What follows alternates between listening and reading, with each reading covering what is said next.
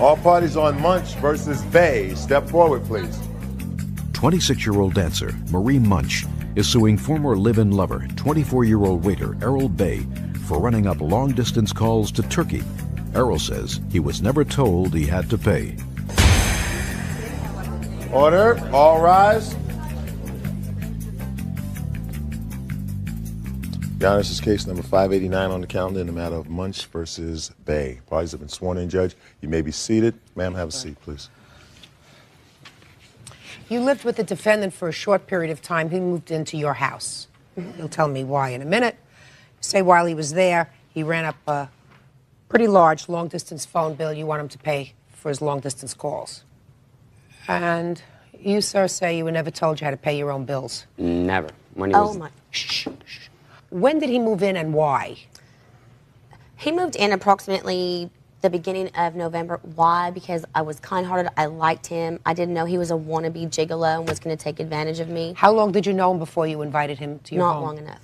How long? Not long enough. You don't want to tell me? No. Must have been.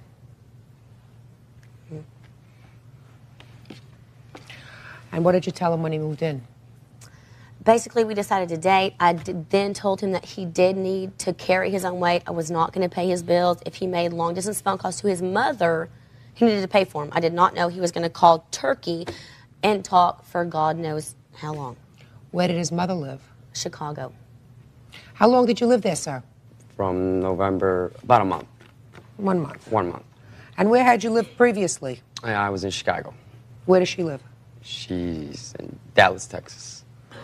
Arlington. What brought you to... You weren't sure where you were? It was Fort Worth. I just moved to Texas, so I wasn't really sure of the... It's a big state. Very big, very. Where did you meet her? I actually... I actually met her at the Baby Dolls in Arlington. It's kind of a, how do I say, strippy kind Gentleman's of... club. Gentleman's club, thank you. Okay. I'm sorry. And you moved in with her because you had no other place to live? No, that isn't correct. Yes, it is. No, but Why did you move in with her? she asked me to move with her. What happened was... Try to look at me. I'm sorry there. What happened was actually the short period of time that we met each other, she asked me to move in. She knew that I didn't have $1 on me. She knew... Just a second. Don't tell me what she knew. Okay. So you moved in with her. Right. And she paid the rent. Right. And you didn't have any money. She knew she was... Don't tell me what she knew. Please. Don't tell me what she knew. But wait. No. You wait. I ask questions, you answer questions. Your Honor, so you moved I'm not going to get nowhere, though, with this. We're going to get I'm not going to somewhere. get nowhere with this. She knew, and We're going to get somewhere, Mr. Bay. Okay. Pay attention to my questions. Okay. You moved in with her, and she was going to continue to pay the rent, and you were not going to contribute to the rent. Is that right? That is correct. Good. Say nothing. Done. Finished. Say nothing. Okay. Now, you didn't have any money. Right. According to you. According to both of us. According to you, you didn't. Not according to her. According to you, you didn't have any money. That is correct. Right. So, and I assume that you ate there at her house. I sure did. Okay. And since you didn't have any money, Right. she paid for the food. Right. And I assume that when you went into the bathroom, you turned on the light. And... Chop! The answer is yes or no. Yes, it is. And when you turned on the light, she was paying for the utilities because you had no money. Nothing. So I assume because you're a very nice person, you are a nice person, right? Oh. Right? Yeah, very. Very nice person. You didn't want to take advantage. No, not at all. So if you don't take advantage, then you used her phone, if you had to use it at all, for emergencies only. Now can I say... Just a second. First, you answer my question. Okay. So that you used her phone, which you weren't paying for emergencies only. Okay. For emergencies only? Yes. So everything was an emergency that I had to use? I told you Miss Munch, all right, don't speak. Don't speak. Right. If it doesn't look like you have to speak, you're better off not saying a word. Right? Okay. So what you're saying is, and according to your answer, you not only called your mother in Chicago. In Chicago, that's You're correct. close to your mother. Right. Well, that's wonderful. But you also have a father who lives in Turkey. That is correct. And you Istanbul. like to talk to your father. That is correct. Let me see the bills. Which 13 pages would you like? Yeah. Yeah. 13 pages? Yeah, 13 I'll pages. comment on that. Your Honor. Just a second. I'm going to show them all. No one's letting me speak. You both are just I'm going to show them slapping to me you, around sir. here. And I'm just thinking, what, you know? What? Right, just a second. What are you Wait, thinking, sir? No, what am I thinking? I wanna know what you're thinking. Exactly what I'm thinking. When I first met her, she knew that I didn't have a dollar. I moved into her house, right? We Not got that true. part clear? Miss We got Munch, that- okay, Miss wait, Munch, please. don't say anything. I moved in, all right? want to hear Mr. When I moved in her house, she knew that I didn't have a dollar. I couldn't pay for no utilities. She said I was already paying for it. She said I made enough money and whatnot, whatever. Oh. I said I could even get a whatever job here and there. It didn't matter, right? 1 month passed by, all right? Everything's going hunky-dory. Everything's going perfect. Everything's going fine. got you the job you got Could now? you please shut Miss up? Munch, Sorry. don't listen to me, Mr. Bay. Look, Don't I speak. know. Don't speak to her. I'm not. Don't You know? speak to her. All right. This is exactly what happened. In that 1 month time, Have you ever been in jail? I've never had a speeding ticket. Shh. That's not what I asked you. Right. Shh, No, it's not what I haven't. asked you. No, I haven't, Your Honor. You have never been incarcerated. I have never been nothing Okay. incarcerated. You sure about that? Are you sure, Mr. Bay? Yes, I'm sure about that, Your Honor. I've never been to jail. We got a bill on my jail thing? Excuse me? Do we have some jail? I'm asking you a question. No, I wasn't, Your Honor. Look here. Yes. Never been to jail. Never. Never been arrested. Never, 18 and under? Or what? Never been arrested. I've been arrested. Okay. Yeah. When was the last time you were arrested? Last time I was arrested. Yeah. Just think very I carefully, was Mr. Bay. thinking When that. was the last time you were Last arrested? time I was arrested. I don't remember. Long time, 18 years old maybe. How old are you now? Oh, you know what? No, I had a party at my house in Chicago. Yeah. Big party. Yes. Uh-oh. Go ahead. No, that was the only time, Your Honor. That was the last time I got arrested. It was a party at my house. Good party. What were you arrested for? I was arrested for disturbing the peace. Okay. How old are you now, Mr. Bay? But those charges were dropped. I was found not How guilty. old are you now, Mr. Bay? I am 24 years old. Okay. Can I finish what I started, Your Honor? Because I Yes. can Yes. understand her cutting me off, but please, Your Honor. I'm allowed to cut you off, sir. I'm the judge. I did not say nothing. I'm the judge. No, you're right, Your Honor. Good. Judge Judy continues in a moment. People, Judge Judy. Marie Munch claims former live-in lover Errol Bay owes her for long-distance calls to Turkey and other places. You may continue, sir. Okay, so everything was fine. Everything was great. Money wasn't a problem. Nope, I make this, you make nothing, don't matter, whatnot, whatever. I'm paying the bills. I've had many people stiff me. I really don't care if you whatever, whatnot. Those were words, in general, spoken to me. And you cannot look me in the eyes and say you I never don't want. said Did it. I, You did liar. I tell you not to talk to her? No, but what? Did I tell you not to talk to her? I was just saying. What is the total amount of the bills to Turkey? That's I don't got know. nothing You to got do to with What the is it? fact. His total Your long Honor, distance please. was Just a second, please. What's the $422. total amount of his bill? You mean you didn't add this up? Yes, You I did. expect me It's to add this up? $422. Oh, Let me see. Wait. 422. You could add those up, but you don't give a about how your husband. No, Excuse me, what did he just say? My who? Excuse me, what did he your just say? ex-husband, your husband. My husband Judgment. has nothing to Please, do with you. please, Your Honor, please. I'm Judgment sorry. is for the plaintiff. Please, sir. could you please, Oh, Your no, Honor. no, sir. I'm sorry, No, Your sir. Honor. I No. didn't hear. I'm If sorry. you didn't Say hear- I'm sorry. I am sorry, I'm Your Honor. very I am sorry. very sorry, Your Very Honor. sorry. I am sorry for using then the word. don't do it again. I'm sorry. Okay. Now, as calm adult as I am, and I will add to this, Your Honor. As what? As a calm adult, I will add, okay, that Calm adult. calm. It's hard to I'll be understand. very calm. I'm very sorry. But her husband, her ex-husband, I'm very sorry. What is he? Okay, what has he got to do with it? Please. Your Honor, you know Your what? Honor, Your Honor, This is my please, just witness, wait. and she used Will to you drive him please sit down, everywhere. please? I want Your you to Honor, get. please. Your No, Honor, no, Mr. excuse me. Bay. Please. Listen to me carefully. Okay. Your case Okay. is like a small boil on a large elephant. I have a lot more serious business Okay. to take care of today, so And pay careful very- attention to me. I will tell you I'm not interested in completely. our rec. I will tell you, please, Your Honor, if you could just I'm give not- me 2 seconds. 2 seconds, Your Honor, I will explain who she is, what she does, and why I'm here today for no Who no called who? reason. Who called who? Yeah, did I use Just my a phone or second. did you use Just my a phone? second. Your Honor, Just- could I please finish what I got to say? I haven't No. even got. I'm still over there even meeting her.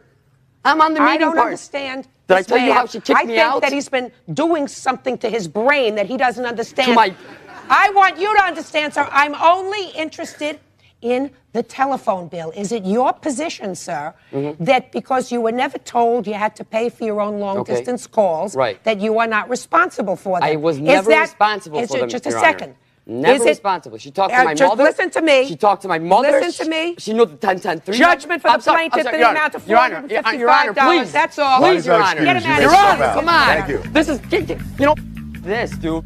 Yeah, dude. Man, look. That. I'm just glad that he got his 15 minutes of fame, and I hope that he's happy. No No job, no money, no nothing. I took him wherever he needed to go. I think he's a wannabe gigolo, and I hope the whole world knows, do not let him use your phone. And now the next case. All parties on Callan versus Hill. Step forward, please. 20-year-old Melody Callan claims she gave former friend Chanda Hill a calling card that she abused. Chanda says this is really about Melody cheating with her boyfriend. Ms. Callan, you and the defendant sort of shared a boyfriend, That's correct, Your Honor. this one. Unfortunately, yes. And for some strange reason, which you're going to tell me, you gave the defendant, who is this gentleman's current girlfriend, That's correct. your calling card, Yes, ma'am. telephone credit card. You claim that she abused it and owes you $54 and some cents. That's correct. So first, why don't you tell me why you gave her the credit card? I gave her the credit card because I was pregnant at the time and I was under severe emotional distress. I wasn't sure what was going on. My ex-boyfriend was lying to me, and so was Shanda. They were both telling me the truth. Lying about what? He was lying that they were seeing each other. She was saying that they were seeing each other. He said he was being honest to me. And He said that they weren't seeing each he other? said they weren't, and he couldn't believe Why that I not? had even asked him that. He was very upset with me. for How asking. long were you together with him? In June, starting June of last year, For how long? until October. And how long has he been your boyfriend? It'll be 3 years September. And he's also still married at the time. That has nothing to do with this. So you were a longtime girlfriend and you were sort of in between. Okay. So the boyfriend, ex-boyfriend, is telling you that he's not seeing the girlfriend. Correct. The old girlfriend. She's telling you. How is she telling you? Was she calling you? Were you calling her? I was calling her. You were calling her. What made you call her? Because I was trying to figure out what was going on. I was told, he was telling me things, and I was wanting to try to get a feel for what was going on. I'm pregnant with his child at the time, and I didn't know what to think, what to believe, and I'm just, about to go crazy because I'm in South Carolina. I'm away from all my friends and close family. Well, where was he living? He was living in Kentucky, and he was supposed to be joining me in South Carolina, which we had talked about, after his divorce was finalized. And then he was unable to get that divorce because his current wife was pregnant, and supposedly not with his child. He must have something that I certainly don't see. I don't know what I saw in him, Your Honor. Judge Judy continues in a moment. I don't know whether she loves him or is just desperate. I think it's obsession. Maybe. Obsession. I don't My think God. obsessive people You get disorder. obsessed over Paul Newman. Closed captioning, sponsored in part by Real Cases, Real People, Judge Judy. Melody Callan wants former friend Chanda Hill to pay her for abusing her calling card. All right, Miss Callan. So you started to call the defendant. Correct. But there came a time that you gave her your calling card number. Why? Yes, ma'am. I gave her my calling card number because I was calling her. I was trying to, put together the pieces and figure out what was actually going on to see, what I was going to, do if I had this child. And also to try to get a feeling for if he was actually being, Faithful. true to me. Yes. Anyways, I gave her my calling card and I asked her to use it to call me and only me, and when I had called her and stuff, to call me back. And in turn, she's called numerous other people, which I've called some of these people, and they even told me that they knew she was using a card, and she told them that she was talking for free. Well, let me see the bill. I've highlighted in pink the calls that she has made to other people, and the ones that are in yellow are the ones that she made to other people. The one in pink are to me, and the ones in white are ones that I made. Just a minute. The ones in pink Are are ones the she- ones she made to other To people. me. The ones in pink are the ones she made to me. And the ones in yellow yellow. are the ones that she made to other people. Ah, okay, all right. Miss Hill, there came a time that you gave her that she gave you her credit card. Yep, right here's the letter. Okay, let me see the letter. It does not say to just call Melody. It does not say that I would have to pay for any phone calls.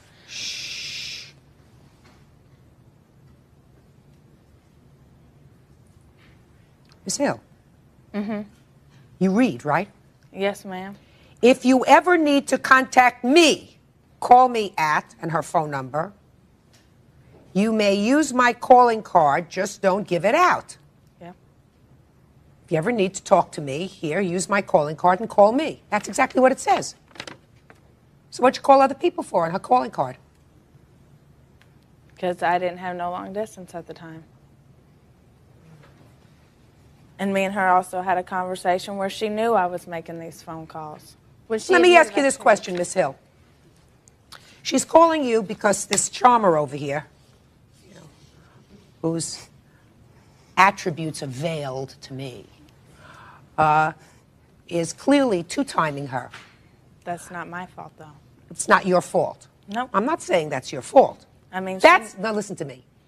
That's his fault, right? And that's her fault for being stupid, and maybe your fault for being stupid. But she's clearly calling you because she's upset, right? Just pay attention. And she's calling you because the boyfriend is not doing the right thing. So she says, I really have to talk to you. Now you could have said to her, listen, I don't want to talk to you about there's anything that you have to talk to, whatever his name is, talk to him. But you didn't. And because she's desperate to speak to you, she says, I don't even want it to cost you anything to talk to me. Here's my credit card. Call me. So when she said to you, here's the bill, why didn't you just pay it? She never gave me no bill. Did she tell you owed her money? No, she called my mom and told my mom would have to pay for it. My mom didn't make the phone calls, I did. That's not correct. Just a second. That is You too mean correct. before you mean she never contacted you or tried to contact you before she called your mother? No. Is that what you're telling me? Yes, ma'am. Let me hear. Yes, ma'am, I did call. I told her, when she called me, she told me that she had used my calling card, and when she told me that, I called and had my PIN number changed so she could not use it anymore. She also said she would pay for the bills when I got them. I then called her when I got the bill and told her how much it was. At this time, she was living with Larry, my ex-boyfriend. I was living with Larry the whole time. And at this time, and then she had moved. They moved to Shelbyville. I got their number from an unknown source, which I will not reveal, and I called them at this new address. After I had called her mother to tell her mother that I wanted the money and how much it was again. But first you told her. Yes, ma'am. Judge Judy continues in a moment.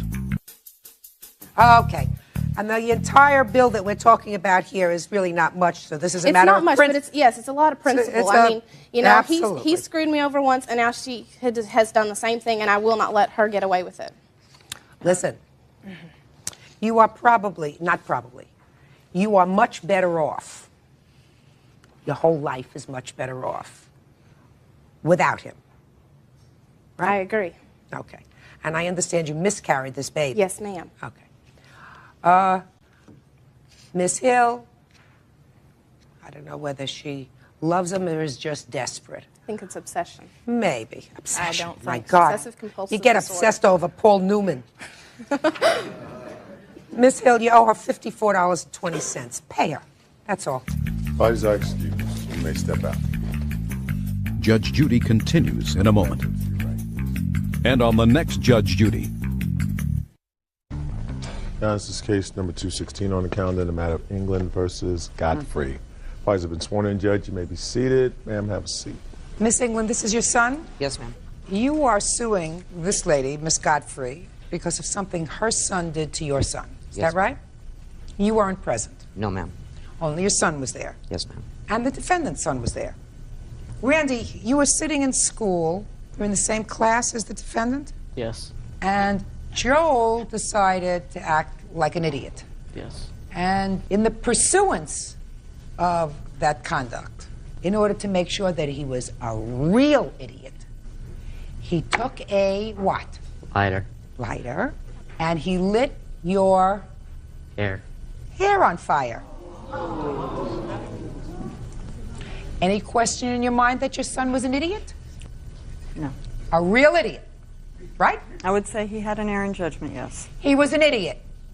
Yes, ma'am. Fortunately, you were not injured. Yes. Is that right? Now, where did he light it? Show me. He lit it right up here. Just about, it was about 2-inch flame. And what'd you do, pat it out? Yeah. No, With your hand? My friend Ricky patted it out. Did you feel anything? No. Not at all. No. Did the flame hit your scalp or just got your hair? Just touched my hair. Turn around, let me see. And, oh, great. And it's all grown in now? Mm-hmm. How long did it take for your hair to grow back? About 2 months. Mm-hmm. Now, what happened to you, Joel, as a result of this incident? I was expelled and I had to do community service. Are you back in school now? Yes, When did you get back into school? the beginning of this year. Were you homeschooled the rest of the year? Yes. Okay. Now, what did you say to him when you realized what he did? I didn't say anything Why not? because he ran out of the classroom before I got to say anything. Were you a friend of his? I was. Have you ever said anything to him? Mm-mm. Did you ever apologize to him? The probation officer, my counselor this year, and the cop, and everybody just told me not to say anything, just not talk. I'm talking about the next day, before the police became involved. I was kicked out of school. What about The next day? That day I was kicked out of school. Or were you? Yeah. Did the teacher witness what happened? No. So how'd the teacher find out about it? I believe one of the students told him. Now, Miss England, we all understand that he did a foolish, dumb, idiotic thing because he could have caused really serious damage to your son. But he didn't. I understand. Your son went to his next class. His hair grew back. So why do you think that this stupidity should result in a $5,000 judgment against his mother? Because, Your Honor, I have done everything I can through the school district, and according to the school district, there's supposed to be 0 tolerance, which means this isn't supposed to happen whatsoever. My son has absolutely no beef with this kid whatsoever. And he was a fool. Yeah, he was. And Yeah. the thing was, is I went through all the procedures as far as the district goes in order to, you know, do the uniform complaint form, go through the principal so they could keep the boys at least separated, because there was no beef. And if he's going to do this to it, no, okay. He didn't beat him up. I'll tell you, he was acting like a fool. Yeah, he was. He wasn't acting, you know, it's not as if they were angry with each other. You weren't angry with him, were you? No, ma'am. They weren't angry with each other. You were doing the right thing to make sure that you wanted it to stay on his record so that Right. in the future, if something happened, Right. they might look at him and say, well, you know, this kid's got a history with fire. Right. Whatever. He was already expelled from school, so the school district knew about it. My question to you, Miss England, is why are you suing his mother for $5,000? Because I think she should be liable for, you know, For him what? acting like No, an for what? idiot. No, for what? You sue because there is an injury. I understand that. Your son was not injured. Right. You sue because, in your case, you say emotional distress. Your son had no emotional distress. He just thought it was a stupid thing, put the fire out, and went on with his business. The way I look at it, Your Honor, is, number one, the school didn't do anything. Randy walked around school. I mean, I've got 6 different phone numbers and a 2-way radio. I can be reached 24/7 in my life. They should have done something. They should have contacted you immediately, but that's not our fault. Why don't No, you sue they the school didn't. district? I'm getting to that. So anyway, Randy walked around school all day long with a big burn mark in his hair. That is embarrassing and humiliating. He wasn't embarrassed or humiliated. Please stop it. He wasn't. He wasn't embarrassed and humiliated. Okay, well then the way I look at it is when I went to the district and everything in order to file the complaint forms to make sure that this doesn't happen anymore, well, Ms. Godfrey is a teacher with the school district. Yeah. And the way I look at it is she should know the rules. She knows the rules. I don't think so. Listen, he's not 5 years old. You send your child to school, you hope that they do the right thing. You can't anticipate Well, all it the kind of time. upsets me a little bit that the kid was stoned at the time he did it. He was not. Well, how do you He know was that? not. I know it because here's the police Absolutely report. was Well, I'd not. take a- It I'd does like to not take a look say at the that police at report. all. And the police report is very, very detailed. Sure, let me read it. Let me read it. All right, so let me read what the police report says, because you say that this report says that he was high on drugs. Were you high on drugs when this happened? No, ma'am. Had you smoked any dope? No. High on alcohol? No. You mean you just did it because you were a fool? Yeah. Did you burn somebody else that day? Their clothes? Yeah, I singed my friend's sweater a little bit. What'd you do that for? I don't know, because I was a fool. What were you doing with a marijuana pipe? I was going to give it to one of my friends. That's not true. That's not true. If they thought that I was doing any drugs, they would have drug tested me. That's not true. I don't care what they thought. I asked you. Bought your friend a present to give him a marijuana pipe? Is that what you're telling me? Huh? Is that what you're telling me? Listen, if you said to me in front of your mother that you'd smoked a little marijuana that morning and you were feeling a little giddy and stupid, which is why you burned your friend's jacket, you burned his hair, I would say, well, at least there would have been a reason for you acting like such a moron. Do you understand? Other than the fact that you're just stupid. Judge Judy continues in a moment. 14-year-old Randy Englund says former classmate 14-year-old Joel Godfrey lit his hair on fire. Unfortunately, Miss England, not every act should result in a lawsuit. Whether this young man continues to involve himself in pranks, which one day are going to escalate into something more serious, that's ultimately his responsibility, and at this time will be his mother's burden, because she is now on public notice. And that's what I needed. That her son, either while under the influence of drugs, which is a substantial possibility, or while under the influence of just being an idiot, which also puts her on notice that he has this propensity, will be responsible if he hurts somebody else. You do understand that.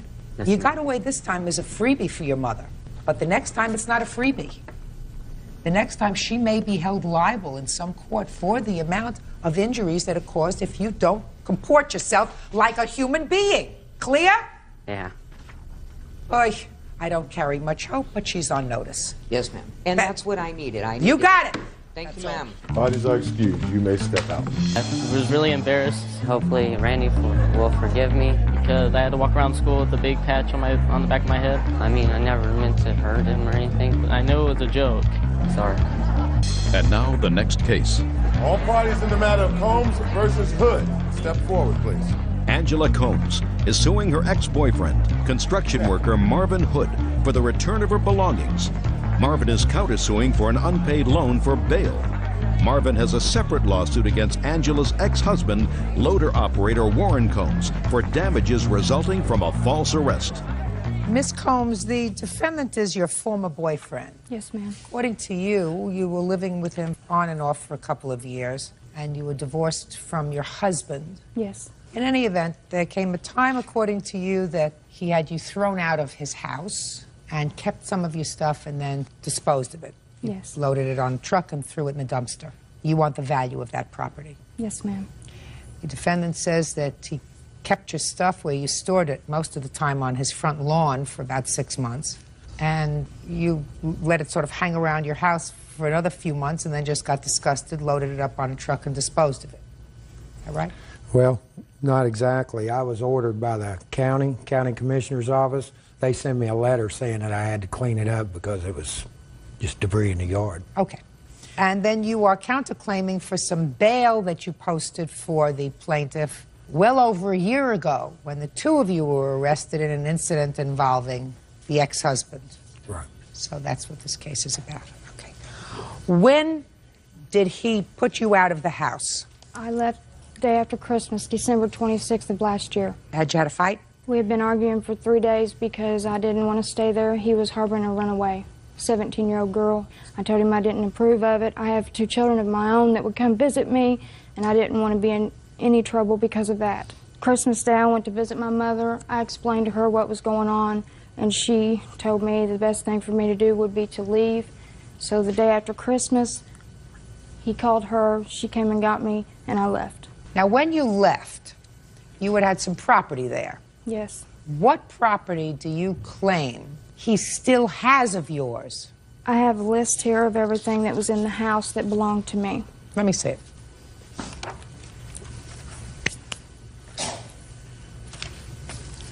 Oh, goodness gracious me.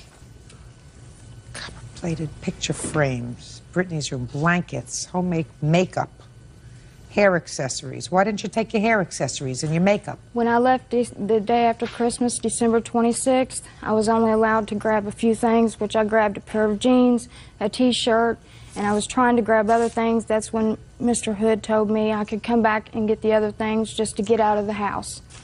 Let him look over this list and see if he has any of these things in his house.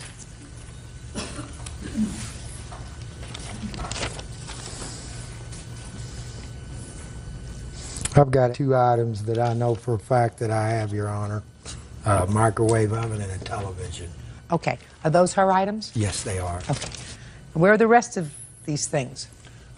Well, there's a lot of them. I'm not for sure what. They're still in the storage building where I told her that she could put them. So there are still some things there. Yes, ma'am. So when can she come by to get those things? Come by any time. Now, what happened with the other things? Okay, the other things, they were in the yard at my mom and dad's because that building that they were in, there wasn't enough room to put it all. So what did you do with it, sir? I threw it in the dump. Okay. It's gone. That stuff is gone. This stuff you can get 5 days from today. All the stuff that's in the storage, TV in the microwave, 5 days from today. Make arrangements to pick it up from the storage shed. That's good. Now, let's get to your counterclaim. Let's talk about this bail. But for the fact that she sued you for this, would you ever have sued her for this bail? Never. Because you didn't expect to get that bail money back. I wrote it off. You didn't expect to get it back because it wasn't the loan, right? Right. Perfect. So we just resolved your case. Judge Judy continues in a moment. Now we're going to Colbert, the next case, which is Hood versus Combs. So I'm going to close my eyes for a second, change parties. We have Marvin Hood over there. Warren Combs. That you? Here. Now, Mr. Hood. Yes. We all know who this gentleman is. He is your former girlfriend's ex-husband. Right. Are you back together again? Yes. Oh. And you are suing him for having you falsely arrested. Had you arrested for you attempting to run him down or run him over with your truck? Right. He says you did, in fact, try to run him over, and that's why he pursued the case in the criminal system. What were you doing anywhere near him, Mr. Hood?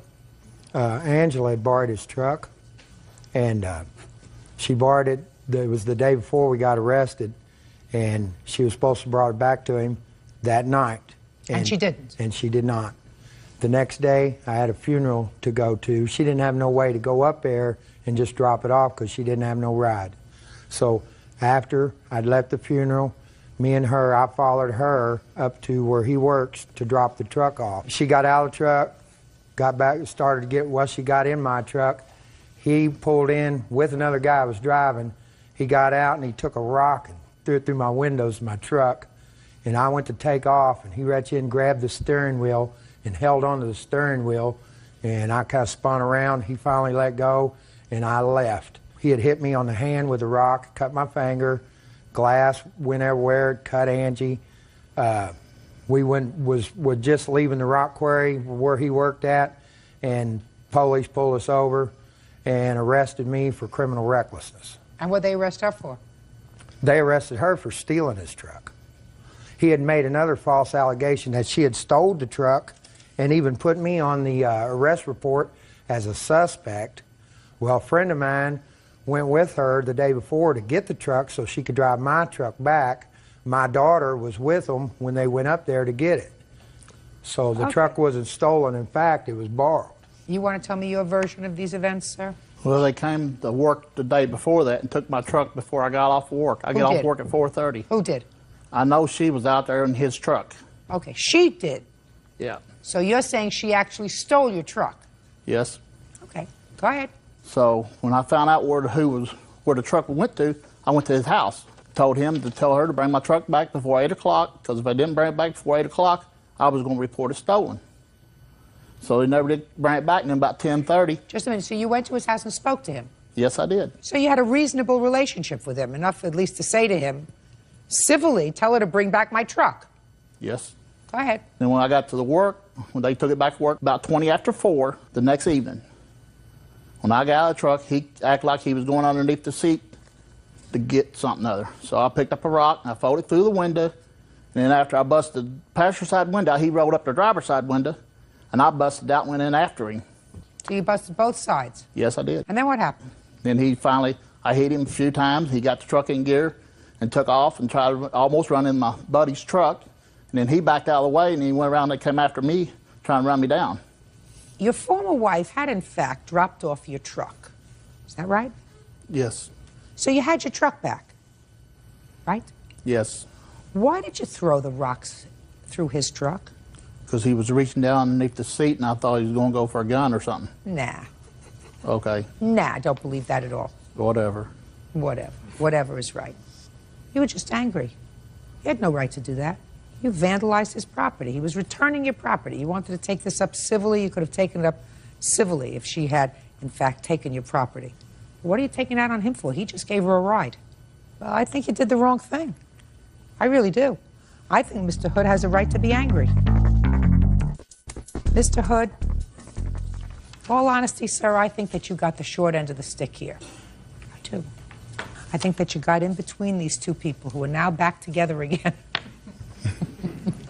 And you got stuck with a whole bunch of aggravation, including cleaning up your mother's yard, storing her stuff, having to pay a lawyer $1,000, fixing your car windows, all because these two people don't know whether they want to be together or apart or whose property it is or anything else.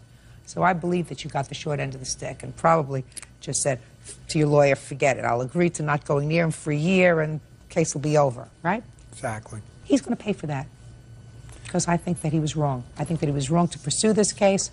I think that he was wrong to knock the windows out of your car, and I'm issuing you a judgment for $1,140. That's all. Thank you. Parties are excused. You may step out. Now, this is case number 40 on the calendar in the matter of Bryant versus Lane. Parties have been sworn in, Judge. You may be seated. Gentlemen, have seats, please. Mr. Bryant, the defendant was your girlfriend. Yes. What I gather from your complaint is you had some surgery, and for some reason, which you will explain to me, you moved in with the defendant so that she could help you in your recuperation process. And she did. She helped nurse you and take care of you. Then, after a period of time, there was falling out. You left or put out, and she retained some of your property. So you're here for the return of your property or the value of the property. The defendant says she does have some odds and ends of yours, including some jewelry. No jewelry? Yes. Yeah, jewelry according to you. And she's keeping those things. She said the jewelry was gift. And as far as the property is concerned, you actually owe her money for rent and the nursing care that she gave you while she was taking care of you, and she is counterclaiming. Is that what this case is about? Yes. Okay. How long have you known her? 20-some years. Have you been together as boyfriend and girlfriend all that time, or just friends? Friends. When was your surgery, sir? November 19th of 2001. And you were not living together at that time? No. How long were you in the hospital? The first time for, I believe, 4 to 5 days, and then I was let out on a Friday, went back on the following Monday to have a skin graft done, was there overnight. What kind of surgery was it? I had 4 compound fractures to my left arm, so they put my bones back together. How did the accident happen? I got a coat sleeve hung up in a fan shaft, a big industrial fan shaft at the Oklahoma City plant. So it was a work-related injury? Yes. Now, how did it come about that you moved into Miss Lane's home? When I was released on Friday morning, I had gone back. I have a travel trailer that I live in while I'm on the road. So I went back to my travel trailer. Miss Lane went back to Tulsa. So that Went day, back to Tulsa? Yes. Had she come up to be with you? Yes. While I was in the hospital. Okay, you called her and told her you had the accident. I did not call her, but I requested someone to call her to let her know that something happened. Yes. And she immediately came to your side. Yes. Go ahead. So anyway, I was released on the Friday, and she returned to Tulsa, and I stayed there, then spoke with my sister-in-law, who's a RN, and she thought that I might need some attention because my arm, I couldn't get around very well. So suggested that I come back to Tulsa and let her and maybe someone else watch after me. So that's when I went to my brother's house. And then got to brother's house and left there. I think it was the next day, Saturday. And then went over to visit Teresa, and then she returned back to Oklahoma City with me on Monday for my skin graft, which was an overnight ordeal. And then? And then after the skin graft, I could have stayed in Oklahoma City, but instead I hooked up my trailer to move it back to Tulsa. And at that time, Miss Lane suggested that I just stay with her for a little care. Instead of staying by myself in the travel trailer, I could stay at her house. And that's what you decided to do? Yes. So you moved your things into her house? Yes.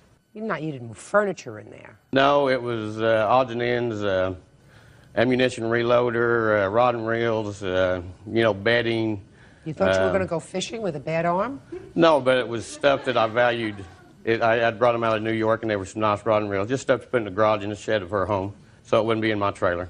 And did she help you when you were there? At times, yes. She was quite an assistant, yes. When did you move in? Well, it would have been like November the 26th, 27th, somewhere in there. And how long did you stay? Till January the 25th. What happened on January 25th? I had gone to my brother's house, which is about 20 miles north of there, and got to talking, and then found out an alternative place to live, so I decided to do that, to move out. Okay. So why didn't you take your stuff? I went back to like 2 days later to get it, and she refused to let me have it. Well, when you went to your brother's house, were you on good terms with Miss Lane? Yes. And you just stayed away for 2 days? Yes. Did you call her during that 2-day period? We spoke on the phone, yes. How often? Maybe twice. Well, what did you tell her? Just that I was tired of being there, that it wasn't going to work out, so I decided it's time for me to get out. And when you came back for your things, what happened? We were back in the hall, back in the bathroom area. I was loading up my personal goods out of the bathroom, and then she said something to the extent of, what do you want me to do, pull my gun out and kill myself? And I said, well, there's no reason to start talking about weapons. So I said, it's time for me to get out of here. And when I went to walk back to the living room down the hallway, she started throwing shampoo bottles and yelling and threatening and things like that. So You left. You're right. You have a list of the things that you left? Yes, ma'am, I do. I'd like to take a look at it.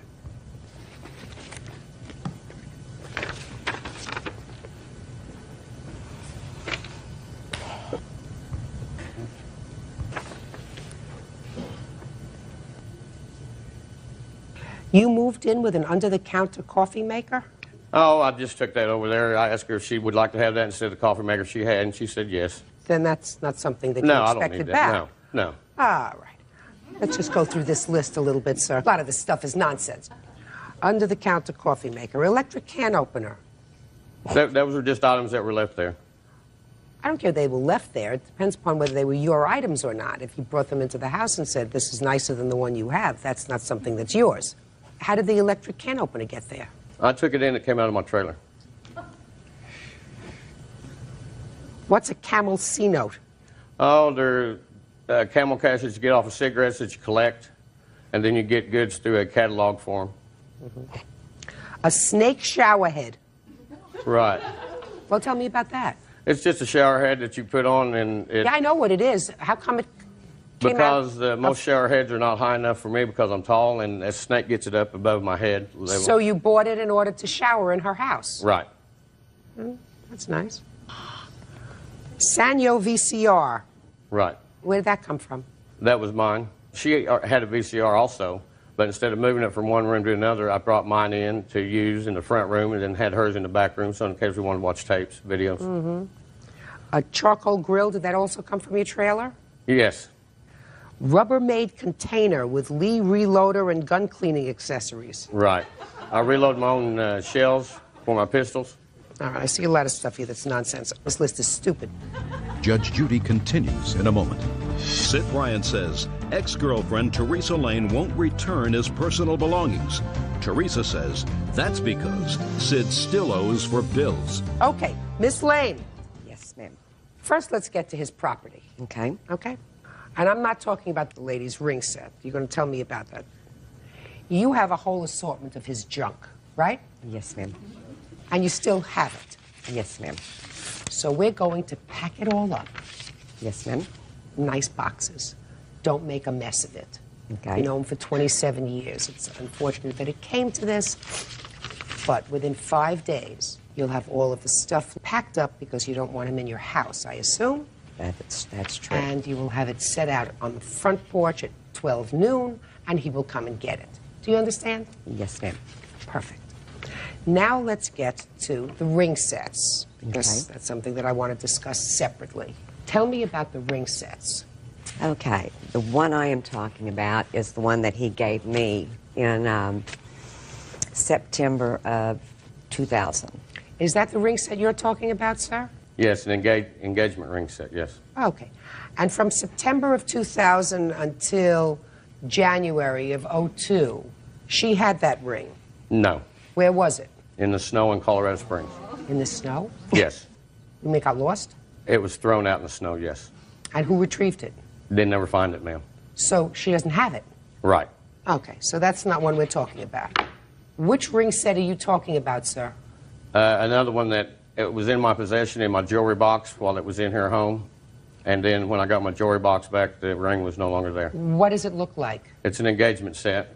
Just two rings. One's an engagement ring. Where did you get it for? Where did you get it for? Another lady named Jean. Did you take that ring set out of his jewelry box? No, no, ma'am, I didn't. In fact, he tried to give it to me. And I said I did not want another woman's ring, that if I had any ring, it would be the one that he had given to me in the beginning. So you have no idea what this ring set is? No, I told him he could pawn it, do whatever he wanted to with it, but I did not want something that was someone else's. And you didn't take it? No. Was there other jewelry in the jewelry box that he did take? He pulled this out of his pocket. But you gave him back a jewelry box? It was a metal box. Okay. And was there jewelry in it? No, it was not. Did you have other jewelry in that box? Yes, ma'am. And she gave that box back to you? Yes. Okay. So I can't deal with something that's not there. Okay. Now I want you to tell me about your counterclaim. Okay. As he said, I was called on November 19th from IMSTA saying that he had an accident and that he had a broken arm. And they would call me back and let me know which hospital they were taking him to. At that time, I thought it was just a minor break. Okay, so you got there, you realized it was serious, and at some point he moved in with you. Right. Okay. Okay. Anyway, as far as moving in with me, the Thursday of Thanksgiving, when I left the hospital, he had started yelling at me and being real rude. And the nurses suggested that I go on home and take a break, and maybe he would settle down, and that he could call me when he wanted to. And I just told him, when you get ready to apologize or treat me better, then you can call me. Saturday evening, he shows up at my door, and he had been drinking, and he was hurting, and he said, I need to apologize. He told me that he could have died in the accident, and that he felt like he was giving another chance, or I said that, and he said, no, it's like 3 or 4 chances. And he said, I really want to make it right this time. I said, well, what do you mean?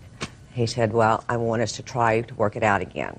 And I said, well, financially, I can't afford for you to move in right now, and I wasn't real sure I wanted him to. But he asked me to take care of him. I did not offer to take care of him. He asked you to take care of him? Right. Okay. Okay, so I agreed. And so I was taking him back and forth to his operations, his appointments, which is a round trip of 240 miles. He brought his dog, and it stayed at my house, too. And during this time, when we went back for the skin graft, me and my son both went, we helped get his RV ready to bring home. Then we moved it to Collinsville out in the country for his son to live in. At that time, we brought all of his dirty laundry over and things that he needed. A couple of weeks later, his truck was repossessed. So at that time, I was the only one around, so I had to help him unload all of his tools and everything out of the truck. You really helped him out? Yes, I did. So what are you suing him for?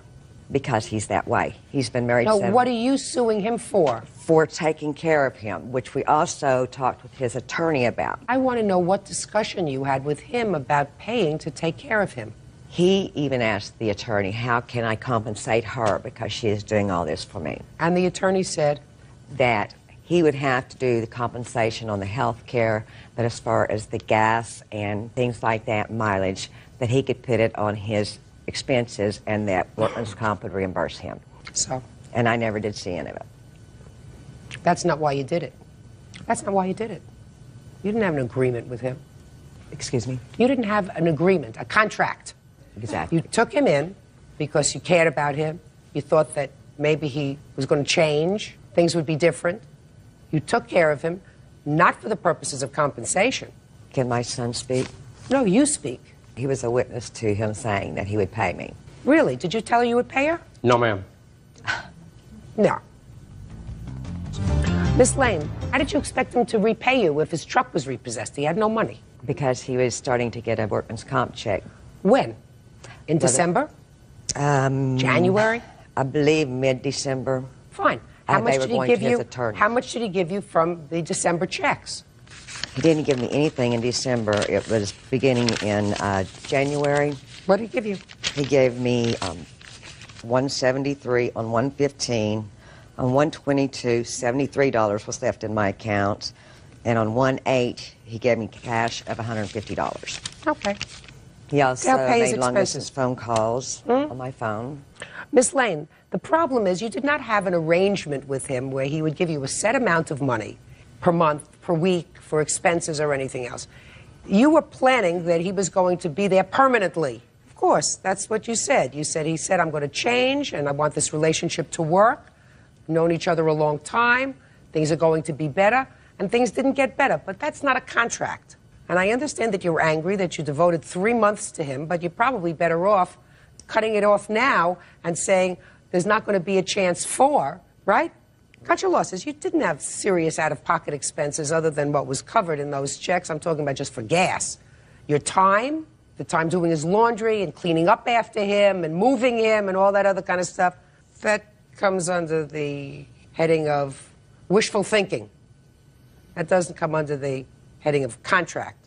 So you don't get compensated any more than you've been compensated. You want to tell me what happened, however, because I'm just a little curious. He left your house on January 25th.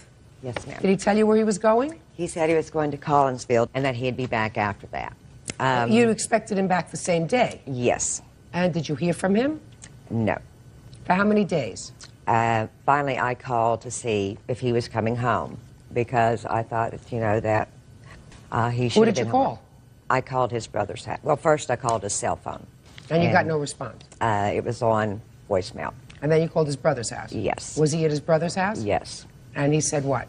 He said that him and his brother had just worked things out, and they were getting along, and they were back to being a family, and that they were getting ready to eat dinner. He invited me over, and I had just taken my son to the skating rink, so I said no, because I have to pick him up. And he said he'd be home later. And he never showed. I called at about 12 to make sure that he was okay, because I knew he'd been drinking. And his sister-in-law said that he was asleep on the couch. So the following morning, I called and asked if he was coming back or whatever. He said, well, I'm having coffee. I'll be home after that. 1 o'clock rolled around, and I called back. He said, well, I'm watching a movie. I'll be home later. And then after that, his voicemail was on. So I finally called his voicemail and said, if you have no more respect than that for me, and not to tell me the truth, then you need to get your things and you need to move out. Okay, I got it. Miss Lane, put a period, move on. I'd be glad Give to. him his stuff back. A lot of this stuff is nonsense. She's not going to give you back a can opener or take apart a shower head. You understand that? There are certain things you want. You have his gun accessories and all that kind of stuff. But I have a tape that said I could keep those things too. Listen to me. You don't want any trouble with him, do you? I've already had enough. Good. Give him back his junk. You have no use for it, right? Pick better next time. Oh, I will. He's been married 7 times, so I don't need anybody like that. Pick better next time. And engaged almost a few times, too, right? Oh, well, he went right back to that second day. He would move back in with the girl that he sued. Say toodaloo. I'd be more than happy to. Perfect. That's all. Parties are excused. You may step out. This is case number 122 on the calendar in the matter of Thomas versus Walden. Parties have been sworn in. Judge, you may be seated. Mr. Thomas, the defendant is your sister. Is that correct? That's correct. And it is your claim that while you were in the hospital, your sister stole the property from your home. And later, when you were in a nursing home and you had given her some power over your checking account, she stole money out of your checking account. Is That's that right? correct. Your sister says that all the money that she used was used for your stay in the nursing home, and then she's going to tell me why she took the property out of your apartment. When did you take ill, sir? The second week in August is when it all started. Tell me what happened to you. I was coming out of the elevator and it didn't stop level with the floor, and I tripped and fell coming out of the elevator. The next thing I remember was 3 or 4 days later when I woke up in the hospital. Now, what happened when you went to the nursing home, sir, with your sister and the money? She said we take out a joint account, and that way the nursing home won't get your money. You can't have nothing in your name. I took $2,100 out of my checking account, a personal checking account. Who paid the nursing home? My sister paid $1,200. She still owes for October and part of November, but I don't think she'll be back. Well, you only gave her $2,100, is that right? What I'm suing for is my checks were going direct deposit to the bank. I got out, there was nothing left. What checks were going into your account? My Social Security check, $546. Anything else? My VA check, $761. And how many months do you claim your sister took those checks? 2 months, 2 months. $2,600. And there came a time when you left the nursing home, Mr. Thomas? They moved me to a Pine Castle retirement home. Yes? I got there, I didn't have no money to pay no money there either. So? So they let me go. And where did you go? On the street? Had you ever been on the street before, Mr. Thomas? No, ma'am. This the first time you had been homeless? Yes, ma'am. How old are you, sir? 76. Have you lived alone most of your life? No, not most of my life. I've been married 2 or 3 times. 2 or 3? Yeah. Could it have been 4? Could have been 6. Could have been 6? Yes, ma'am.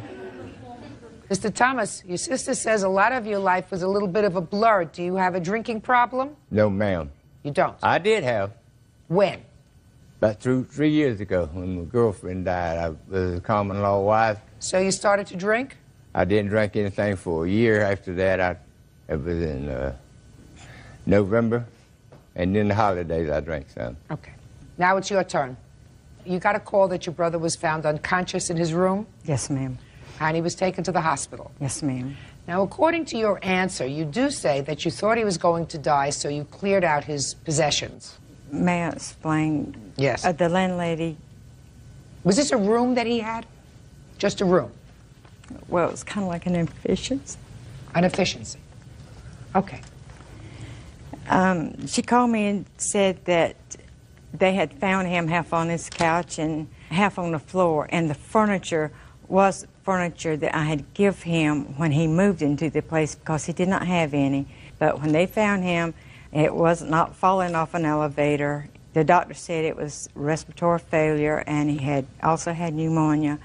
And because of other problems, he also has alcohol dementia and cirrhosis of the liver, and that he was critically ill, and they were not expecting him to live.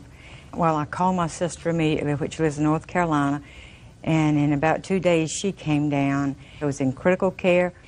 While he was there, we started trying to make arrangements as to where he could go for care, because the doctor said he would need 24-hour skilled care, which meant he would have to have care around the clock. He looks pretty healthy. The doctor was wrong. But that's what he told us at that time. But he looks pretty good. And yeah, he recovered. But in the meantime of this deal with him, he wanted to go to the VA, but the VA would not take him because he had to stay alcohol clean for a year before they would take him. We wound up putting him in Bridgeview, is where he went to. Which is a nursing home? Yes, ma'am. All right. Now, did your brother give you $2,100? No, ma'am, he did not. Tell me about the money, Miss Walden. I have a power of attorney here from the nursing home because he would not pay his bills. They didn't want to deal with him because he would get out, he'd have a friend to get him out and take him different places and go back. Was he drinking? I can't say that he was. I did not see him drink when he was in the nursing home. Okay. But he would go to the dog track and places like that, and he said he was not going to give anybody all of his money. That was the whole deal about it. He said, I am not going to give them a cent. So the meeting was called, and she said, Mr. Thomas, you can either give your sister the power of attorney, or you can have your checks direct deposited to the nursing home so that they would get their money. How many months did you pay for the nursing home, Miss Walden? I only paid the one, and then I sent my sister the rest of what money he had given to me because she was still on his account, and she paid part of it. Yes. Your Honor, the sister she's talking about, she conned her into writing that check for $900. That was before. Judge Judy continues in a moment. Nicholas Thomas says his sister, Joyce Walden, stole money from his checking account while he was in the hospital. Joyce says Nicholas drinks too much. What proof do you have that you sent your sister the rest of the money? I've got copies that she had the bank to fax to me for checks that she did write. Can I see that, please? That she wrote to the nursing home? There's one on here she wrote to the nursing home. One she paid for another bill that was $800. There's the 3 copies of the checks that she wrote. This was just a note that she wrote to you. I also have a printout where I drew money from the account to pay for his dentist in the nursing home. And then out of the money that he gave me, Your Honor, 2 days later, he asked me to get him $100 and take to him, which I did. I never wrote one check off of his, nor off of his savings. What happened when your brother left the nursing home and he says he was on the street for a while? They told me that they transferred him over to, may I ask her, she knows the name of the nursing home. Sure. Pine Castle. How are you related to these people? Just, I've known her for 20 years. And it was her husband that kept his men off the job to move that furniture out also. Okay, the furniture, by the way, was given to you as a gift. Is that right, sir? By your sister? She gave me a couch. Okay. Go ahead. When he went to that nursing home, it must have been 2 days because I got a call from the emergency room, and she told me that my brother was there and was wanting me to come and pick him up. And I said, well, what's he doing out there? I thought he was in a nursing home. She said, well, he had called 911 and had an ambulance to bring him out and was saying that he had respiratory failure again, but was refusing treatment. And because you remember any of this, sir? Yes, ma'am. The nurse told me, he said he didn't need treatment because he said that he wanted to go out there because he was wanting to get out of the nursing home. He was working undercover for the FBI. I said, well, if he's working undercover for the FBI, he might better get somebody else to take him, because at this time he'd already took a restraining order out on me, and I couldn't go around him. Why did you take out a restraining order against your sister? After I got out, I took the restraining order. Why? She said I didn't give her no money. It's the money I gave her. Part of $2,100. She got it messed up. That's what I told her when she come to the nursing home. I said, you screwed up everything. And she said, if you say that one more time, I'm going to slap you. I said, well, you have screwed up everything. And she started beating on me, and I was laying in the bed with a tooth aching. And before the dentist, I never seen no dentist. Just a minute. So you're telling me your sister beat you while you were lying in the bed? Yes, ma'am. That's why I got out the restraining order when I got out. Yes. Your Honor, I went to the nursing home because when I went in to transfer the money, when I transferred the $751, he had already closed the account. It made him mad. That's why I went up to the nursing home, and that's what led into this. And when I walked up there, because I had told him, we had a discussion, and I said, Nick, if you bother that money that's in there so that I cannot pay your bill, if you mess with that money, I'm through with it. I'm not going to try to do it anymore. I did not walk over and start hitting him. I sat down on the bed that was across from his bed. I said, Nick, you went and did that. Move that money, you did exactly what I asked you not to do. I said, and I'm not putting up with it. And he gets this little grin on his face like, well, you know, I've pulled one over on you. I have the police report right here, which has the nurses, the head nurse was standing there when this confrontation took place. I never hit him, Your Honor. I did not. Honor, and that's a lie. There's no head nurse there. A nurse come in, a nurse's aide come back she was there the after unit she manager. left and gone and stopped my hand from bleeding. What was trying to Mr. protect Thomas, I don't have to read it. Mr. Thomas, I want to ask you a question. Did you ever tell anyone at a medical facility that you worked for the FBI?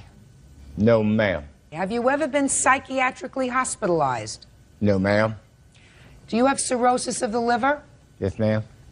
And what about alcohol dementia? Were you ever diagnosed with alcohol dementia? No. Mr. Thomas, the defendant says that whatever money she had of yours, she used to pay your nursing home bill, as well as a small dental bill, and the rest of the money she sent over to your sister, and your sister paid another bill for insurance. Have you spoken to her about your I talked to her on money? the phone one time. He sent me $100, and I said, put the rest of it on my insurance. But she wanted to get in on the pie. So your other sister was getting some of your money? They done that while I was in the hospital. Mr. Thomas, sounds to me as if your sisters and your family tried for a long time to take care of you. They did gave try to put me away. No, they did try to take care of you. You were living in an efficiency room. They furnished it for you. Your sister went and made whatever arrangements were necessary in the nursing home. Your other sister had an account with you because you weren't really able to take care of all your own business. Mr. Thomas, are you able to take care of your own business now? I certainly am. When was the last time you had a drink? Back. Oh, look at me. When was the last time you had anything of an alcoholic nature to drink? Back in August of last year. I'm under heavy medication and I can't drink if I want. So up until August of last year, when you took ill and fell unconscious, you were drinking? No, ma'am. I fell in the elevator. He was I drunk. said, up until August of last year, you were drinking, right? No, ma'am. You just told me the last drink you had was August of last year. I thought you meant when I was drinking when in the elevator. No. Okay. Mr. Thomas, you doing all right now? Yes? Good. Case dismissed. Ma'am? That's it. Parties are excused. You may step out. I just think that I don't feel like he's capable of taking care of himself, and I'd like to see him get some help. You let me down when I needed help. The judge could see that the truth, and it always prevails. Don't sign a damn thing. Trust in the Lord. He's the one that pulled me through this. Just want to get the hell out of here and go. And now the next case. All parties in the matter of Jeffries versus Green. Step forward, please. James Jeffries is suing his ex-boyfriend, Frank Green, for money stolen from his savings account, the return of personal property, and for vandalizing his van. Mr. Jeffries, according to your complaint, you and the defendant had been in a relationship for about 7 years. Correct. Sometime, I believe it was in June of this year, you entered a drug rehabilitation program, a 29-day program. Correct. It is your claim, sir, that you came out of that program 29 days later and found that Mr. Green had stolen some of your property, Yes. taken money out of your savings account with your ATM card, Yes. and when you confronted him about this, that he vandalized your car right in front of you. Yes. Mr. Green said he did none of those things. That's right, Your Honor. Now, how would he have gained access to your savings account, sir? I gave him my ATM card at his urging. I had told him that I would pay his June rent if he would get my apartment back into order for me. I had told him I would call the bank and get him the money. He didn't need the ATM card, but he said, oh, yes, he needed the ATM card, and he needed the ATM card. How was the bank going to give him money on your telephone call? I don't know. I was diagnosed with having had suffered many strokes, and I just, wasn't thinking clearly, I guess. What proof do you have that Mr. Green took the money? Mr. Green had the card, Yes. and he cracked my code for my PIN number. Did he ever give you his ATM card? No, Your Honor, he never did. All right, so there is no proof that he actually withdrew that money. Was there anybody else living in your apartment, sir? No, Anybody else have access to your apartment? no. Your Honor, Yes. he had several people living with him both before and after he was in the hospital. That's wrong. Well, I'm not sure because certain things he doesn't quite remember.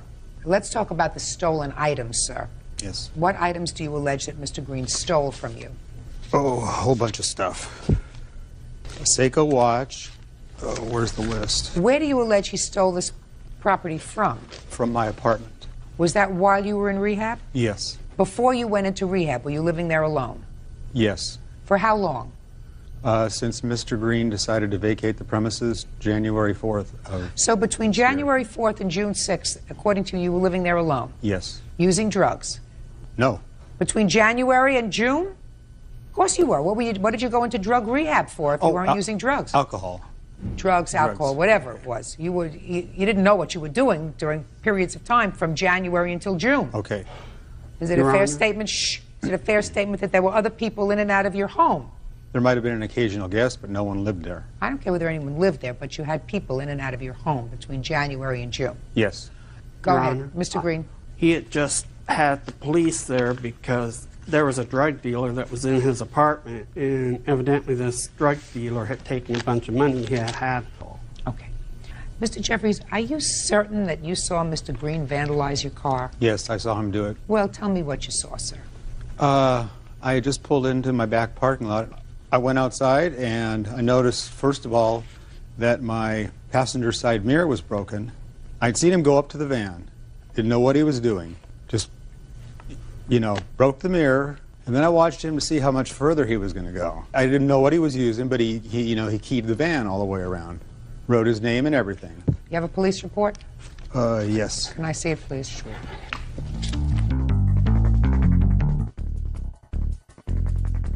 Mr. Jeffries. Yes. I'm glad you gave me this police report. This police report clearly says that you did not witness Mr. Green doing any damage to your car. He, referring to you, stated that the name Frank was keyed into the hood of the car, and that is the reason he has listed the above-named suspect. The complainant stated that there were people in the building that told him they had witnessed the suspect vandalize the vehicle, but that you didn't see him do it. Well, then they messed up on the police Well, report. somebody messed up. Look, Mr. Jeffries, are you feeling better now? Yes. Great. Are you sober? Yes. All the time? Most of the time. Most of the time is not good. You can't be a sometimes social drinker. Right. You can't drink at all. Forget about this. This is over. You don't see each other anymore? No. You don't see him anymore? No. You go to AA meetings Yes. all the time? Occasionally. If you don't do it, you're going to continue to have strokes. One day they're going to find you on the floor. Put your hand down. Doesn't look like you're losing, right? No. Good. One day they're going to find you on the floor. Not going to be able to help you. If you were diagnosed as having had several strokes, how old are you? 49. You want to live to be 50? Yes. Stay clean. That's all. Parties are excused. You may step out. Now, this is case number 231 on the calendar in the matter of Vernasdale versus Haskin. Parties have been sworn in, Judge. You may be seated. Folks have seats. How are you related to the defendant? She's my sister. Your mother passed away in February this year. According to you, you are the rightful owner of your mother's Jazzy Wheel, which is a vehicle used to get your mother around because she evidently had trouble walking. That Jazzy Wheel ended up at your sister's house. Your sister sold it, and you want the value. Your sister says that it wasn't yours. She doesn't tell me what she, in fact, did with it. She's got a counterclaim for some nonsense that I'll get to in a minute. Why do you think this Jazzy Wheel that belonged to your mother was yours? Because I cared for my mother. My mother left it. She left everything to me. Show me the will. Excuse me. Just a minute.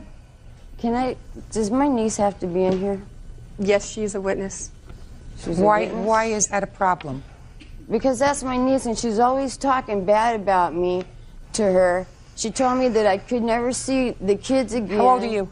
13. You want to be here? Yes. Or would you like to be outside? I can be here. Okay, stay. Okay.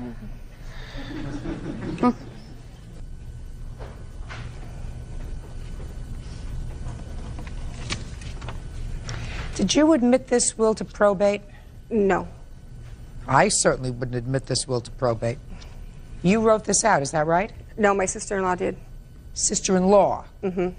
Certainly your mother didn't write it out. She was there. No, my mom, she was in very poor health. Uh-huh. She couldn't write anything. Look, I wouldn't admit this in evidence. It's ridiculous. Okay. In between the 2 pages that you handed me is a blank piece of paper. What we call the attestation page, which is where your mother allegedly signed it and was witnessed.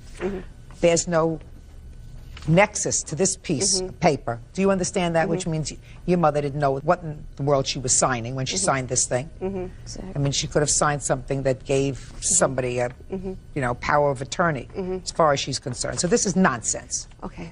So there is nothing that indicates that the Jazzy Wheel belonged to you. By the way, did you take your mother's furniture? Yes. Did you take your mother's jewelry? Yes. Did you take your mother's clothes? Yes. Did you take your mother's pictures? Yes. I cared for I'm not really suing for the Jazzy Wheel. It's just the principle of the matter that Lucinda was never around for my mother. She, and then when my mom died, all of a sudden she came into the picture and just made everybody, very unhappy, unpleasant. She did a lot of terrible things to us. She has a very bad drug habit, and see, I wasn't going to sue her at all. Prior to this, on June 28th, she was messed up and she smashed my car. And she begged me not to call the police and not to call, make a police report because she would lose her license, she would lose her job, and she would go to jail. So she smashed up your car? She smashed up my car. And then when I contacted her, to go over and get my things, I asked, I said to me... Why were your things at her house? Because I stayed with her while, after my mom died, I lost my home, and so I stayed with her for 26 days. What do you mean you lost your home? How come you lost your home when your mom died? Because I could no longer, the burden of all the finances and everything, I couldn't pay, it was either bury my mom or pay my rent, and I buried my mom. Baloney. Wait just a second. That's baloney. Yeah. Shh. I haven't gotten to you yet. Just try to calm yourself. Don't make a bad situation worse. You didn't lose your house because you buried There your was mother. other reasons. All right, so then let's, you know, what do you think, I'm stupid? I'm not stupid. You didn't lose your house because you buried your mother, if you buried your mother at all. Okay, and you moved into your sister's house because according to you, you spent 26 days in your sister's house. You know, there's also very little question in my mind that your sister does have some sort of a substance abuse problem. She has a substance abuse problem. That comes from my years in the family court, right? Yes. Okay, good girl. Tell the truth. I am telling the truth. I know. But you stayed there with her for 26 days. And when you went there, you brought, according to you, you brought the Jersey wheel there. When you left, she said, leave it here, leave all the stuff here, or you can leave it in the garage. And either she refuses to give it to you now, or she sold it. Did you sell it, or do you have it? I sold it. How much did you sell it for? $800. Good. Do you have your mother's jewelry? Yes. Did you sell any of it? Oh, no. You kept it all? Yes. What about her furniture? My brother has the furniture. You gave your brother the furniture? Yes. As a gift to him, or is your brother holding on to it for And you? a Are you the truck. brother? You have the furniture? Yes, ma'am. Are you happy with it? Yes, And a ma'am. truck. Shh, shh, shh, just a second. Just a second. So the furniture you have, the jewelry you have. Great. She has the Jazzy wheel. You have a counterclaim. Okay. Shh. Just a second. Just a second. Okay. Stop for a second. But for the fact that she brought this lawsuit against you for the Jazzy wheel, Yes, did you ma'am. have any intention of suing her? Yes, because I took her in. She lost her house because of paraphernalia, drugs, pornography that me and my brother both took off of the wall. Okay? You're not following what I'm saying to you. I wasn't going to let my sister out on the streets. That's not what I said. Okay? You weren't planning on suing her until she sued you. No, I wasn't. Right. No, Miss I wasn't. Haskin, No, listen to me. I wasn't. Right. Forget about it. Your sister got something when your mother died. Your brother got something when your mother died. All I asked. You got something when your mother died. That's it. Goodbye. Why is that excuse? You may step out. I was trying to do was be a big sister. She's never been a good sister. I didn't think she would stoop this low and sending me to court. She was the bad seed. She's always been the bad seed. All I wanted from my mother was her picture and a Jesus. You'll never head. have them. Okay. Oh, I don't think it was fair because my sister was not a part of my mother's life. It's all right. I got my mother's You'll pictures. never. You are not my sister. You aren't mine either. She's been doing this since she was 13 years old. This is what I get for trying to be a good person. And now the next case. All parties in the matter of Hoffman versus Favilla. Step forward, please. Homemaker Candy Hoffman is suing her brother, building engineer Howard Favilla, for stealing inheritance money meant for her children. Miss Hoffman, the defendant is your brother. Correct. It is your claim that when your mother died, she left each of her grandchildren $1,000. Right. And it was the direction, I assume, that the money be given to the children at the time that each of them turned 16 years old. Correct. You have 4 children? Right. One of your children had already reached 16, so that child got her $1,000 right away. Right. The money was given to your brother, according to you, to be placed in the bank, interest-bearing accounts for the children, and you claim that your brother stole the money. Correct. When did your mother pass away? In 1996. And how did she give this $1,000 to each of her grandchildren? My understanding is that it was a verbal between my aunt and my brother Howard. Is your daughter, who is 16, here today? Yes, she is. Melissa. Melissa, could you stand up, please? At the time of your grandmother's death, you received some money. Right. From whom? There was a check given, I don't know who it was, and my parents received a check, and my stepfather and me went down to the bank, and he had opened up a savings account for me to have. And that's how I received the $1,000. Now, did you have a discussion with your brother about the money for your other 3 children? Yes, they asked me for my younger children's social security numbers and so that they could put money away. It was supposed to go into an account for them. Did they tell you how much? $1,000. $1,000 for each child. Right. When did you discuss with your brother getting the money for your children? I believe it was when we were distributing the inheritance at my mom's house. Well, tell me about the discussion. We were discussing the fact of well, making arrangements for all of the property to be distributed between the kids. And they said that they wanted, Howard and my aunt, he said that they wanted the Social Security numbers for my kids so that they can put the money away, because they didn't want us to have it because my mom didn't trust us. And so I gave the Social Security numbers to my brother Howard to put into an account, and I've got evidence of an account. Can I see it, please? Sure.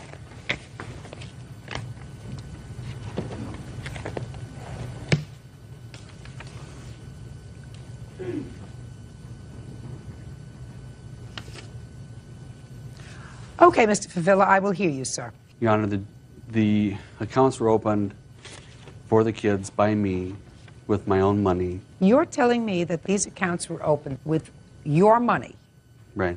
just coincidentally at the time that your mother died. There wasn't anything going on with the estate at that time. She had an executive for the estate that wasn't even involved in this case, wasn't even involved in the money at the time, like she states, because the executor handled all the estates after my mom died. How much money did your mother leave? I think it was like $40,000, like $10,000 per child. Now, sir, can you explain to me how it came about that the plaintiff's oldest child got $1,000 at the time of your mother's death? I don't know, Your Honor. What do you mean you don't I don't know how she got the money. She wasn't, as far as I know, she wasn't one of the people that took the account on. I don't remember that. Oh, it's been quite a few years. I don't she know. was 60. Well, it's been quite a few years. Can you show me an account where you drew out $3,000 in order to put in accounts for your niece and nephews? No, I cannot. Why not? Because I threw all that paperwork away, not knowing that I was going to be taken to court. Uh-huh. Now, can you tell me why you closed the accounts in 1999? I closed the accounts, Your Honor, because I was in desperate need of money at the time, because I filed bankruptcy. Now, can you tell me under whose Social Security number these accounts were opened? I don't know, Your Honor. Well, none of the accounts were opened with your Social Security number, sir. And that's what I used those numbers for the accounts that I opened up for the kids.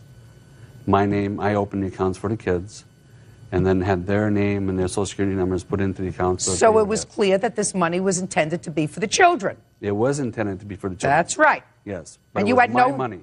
No, I don't believe that. I don't believe that, sir. I think that's a lie. That's a crock. Judge Judy will continue in a moment.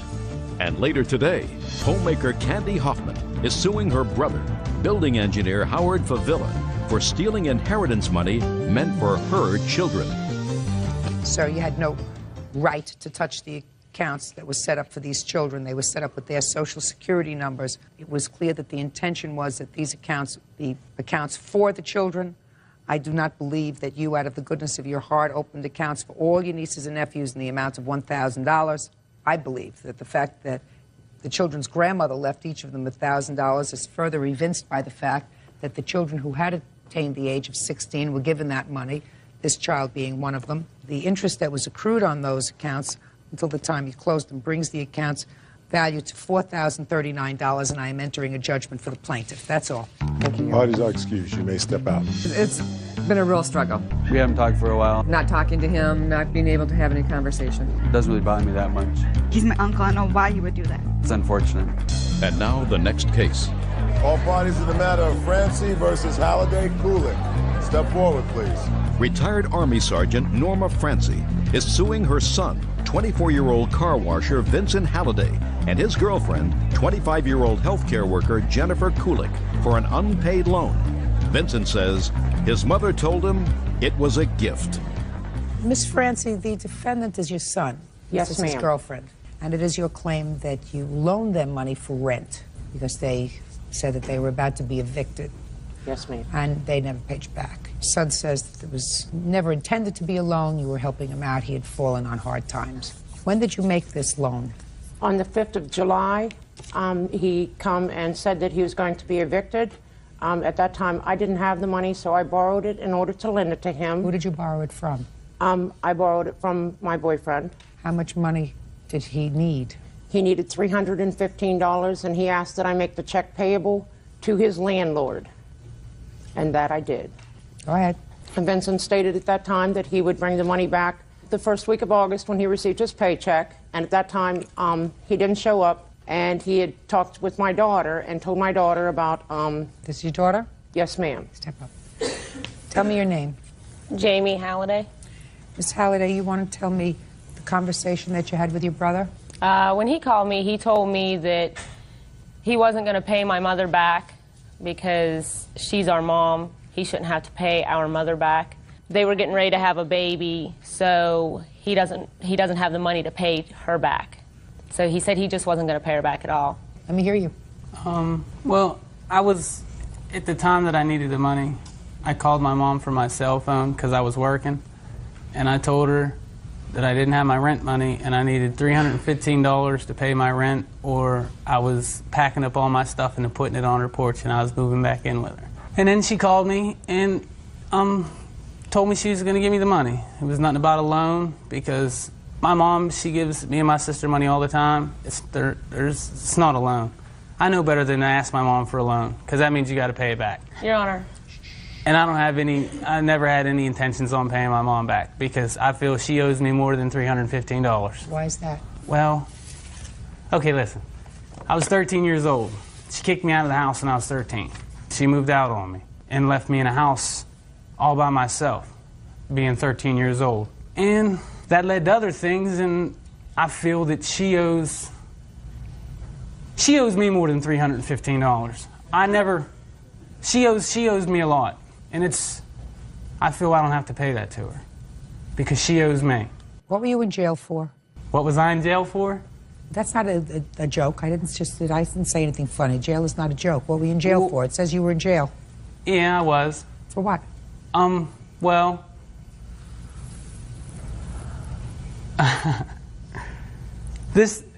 oh man, I really don't want to tell you. Well, I really want to tell you this, Mr. Halliday. You're making a baby with your girlfriend? Yes, ma'am. And when is this bundle of joy due? In May. You better get it together, you and your girlfriend. I've got it together. No. Just as long as my mom stays out of my life. I got everything together. No, Mr. Halliday, you do not, sir. You do not have it together. Anybody can make a baby. Dogs, cats, goldfish, guppies. So now I'm like... Shut! I want you to pay attention to what I'm saying. Okay. All kinds of species make babies. In order to be a human parent, you have to be prepared to set a perfect example for your children, to have a work ethic, to do morally the right thing, to provide for your children, especially when they're little, to start off with a good moral framework, which usually means, in my modern culture, that first you find a mate, then you have a courtship, then you get married, then you think about having a family. You see, you're already starting doing it a little bit backwards. So what I'm telling you is being a parent involves a whole bunch of things, and you don't have a whole bunch of time to grow up. But I'm going to give you a head start, sir. You're going to pay your mother back. If you're old enough to make a baby with your girlfriend, you're old enough to pay for your own rent. Judgment for the plaintiff in the amount of $315. That's all. Parties are excused. Thank you. Yeah, this is case number 302 on the calendar, the matter of Huber versus Serrano. Parties have been sworn in, Judge. You may be seated.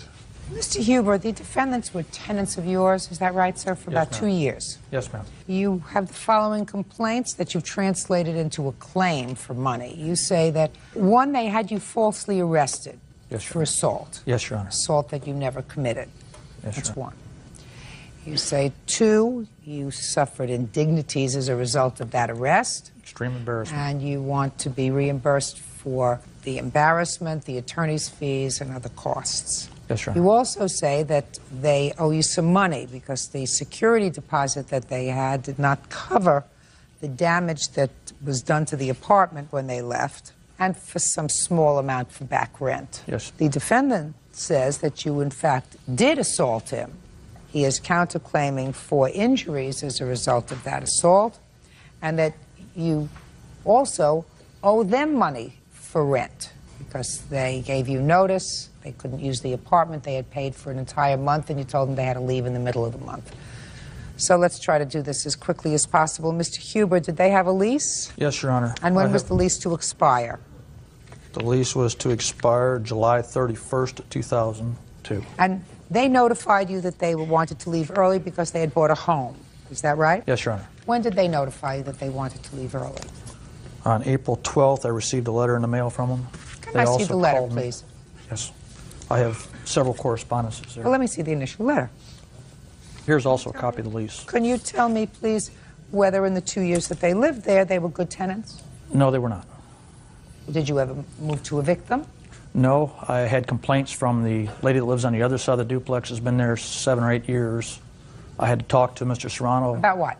About loud screaming, cussing, waking them up in the middle of the mornings. Okay. Other than that, they had been good tenants. No, they were kind of a pain, actually. How? They would contact me for different reasons.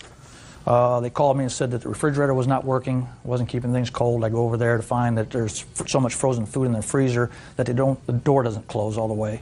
All they had to do is take some food out, close the door. The oven door, they said, was damaged, or the oven was damaged. It wasn't working properly. Hot air was coming out everywhere. It wasn't. There's nothing. When oven heats up, it gets hot. Okay, those are 3 things in 2 years. Doesn't sound as if they were terrible. Garbage disposal was not functioning. Okay. Find out there's a hairnet in it. They had me come over to change light bulbs. They couldn't even change their own light bulbs. Now, did you in fact rent the apartment? Yes, I did. Starting when? June 8th. Okay, so starting in June. All right, so they don't owe you for the last 2 months' rent. No, they only owe me for 8 days. They don't owe you anything. They paid me up to that. They don't owe you anything. I'm not holding them for the entire 2 months. And I'm Just not 8 holding them days. for 8 days. You're not paying attention. Pay attention. Now let's get to the assault. What happened when you were going through the apartment to look at the apartment with them, which is the day that he says he was assaulted by you? I called him and I asked him to go through for an inspection. What date? I called him on May 12th, talked to him again on May 13th, and on May 14th is when he came to the duplex. Fine. So, certainly. 2 full weeks. And when had they vacated? They vacated 2 weeks prior to that, or a week and a half prior to that. Really? Yes. So you had a lot of time to start working on the apartment. Yes, ma'am, I did. In any event, tell me what happened when you went over there on the 14th. I started showing Jeff all the different things that were wrong with the duplex. Like what? Kitchen floor with cigarette burns. The foyer floor with cigarette burns, peeling up the floor. These are linoleum floors. You have pictures? Yes, ma'am, I do. I'd like to take a look at them. I have pictures and receipts of damages repaired.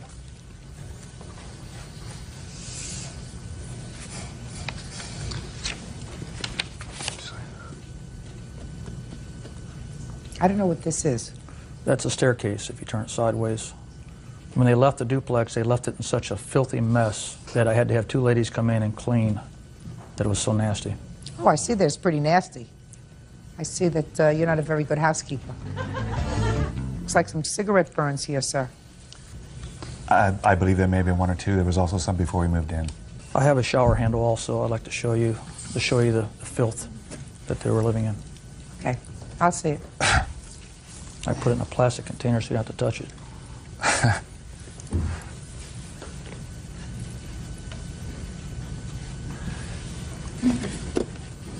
Oh, well, this is the inside of this. The outside is just as filthy if you No. You know, I know that because I have turn it over and you'll see. I have one of these things too, and water gets inside and it gets moldy. Does yours look like that? Does mine look like that? I wouldn't keep it in my home like this, That's sir. right. If it's my home, I would fix it, It's and if filthy. it was a rental home, I would have my landlord replace it. That can clean. Did you understand what I Yes. just said? I wouldn't keep this in my I home didn't that I charge you. owned, but I would call my landlord and say, this looks pretty frosty. Would you please come in, because it's probably unhealthy that you have this kind of thing here that's growing mold in the bathroom. You have Can we photographs. get to the assault, please? Yeah. Your Honor, during this walkthrough, I mean, he was pointing at things like, you know, cigarette burns. He was pointing at a Mickey Mouse plate cover that instead of a regular plate cover. His face got red. He has a, I assume he has a problem with anger. His face was getting red. He was pointing at some vertical blinds and said, "Look, Jeff, you move those." Well, I don't know how to move a vertical blind, so I'm sorry, that's where he put the vertical blinds. As we proceeded down the steps, I turned to him and said, "Greg, you know, why do you have to be a mother about this?" At that point, he charged across the living room, about probably maybe 10 feet, shoved me on my chest. I went down to the floor and said, "Get the out of my house." I'm laying on the floor. I said, once again, Jeff, get your out of my house. So I left this house, okay? And here's the pictures. I went to the police report, and this is the doctor's report and everything else you need. So Let's take a look at it. all right. My husband called me immediately. He wasn't even home. He called me from the car phone to tell me that Greg had knocked him down and cut his arm. What it did, it shoved his watch band up his arm where it didn't fit. And I told Jeff that he needed to go make a police report. Okay, what else? I was showing him the things I thought he'd damaged. And everything I showed him, it was like that when we moved in. I didn't do that. I don't know who did that. Somebody must have broke in, was a very good one, he said. We turned, started going to the living room. I said, look, Jeff, I'm done with your lies. We did an inspection when we first got here, when you first moved in. I will send the pictures to Connie because I can't deal with you right now. Okay. And he started screaming, cussing me, very loud and abusive language. I turned, went to the front door, opened the front door, went up the stairs, and said, get away from me. You're making me I'm laugh done. right now. I don't want to hear you, Mr. Serrano. Yes, Your Honor.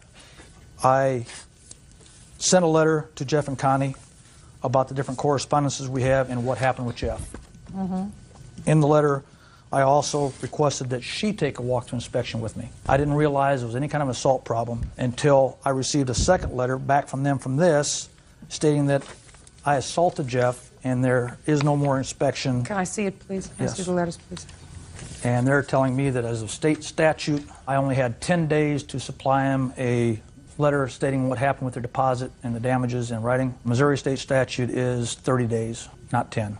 When I received the second letter, I went to the police station, thinking I may need to file a report since she's saying assault.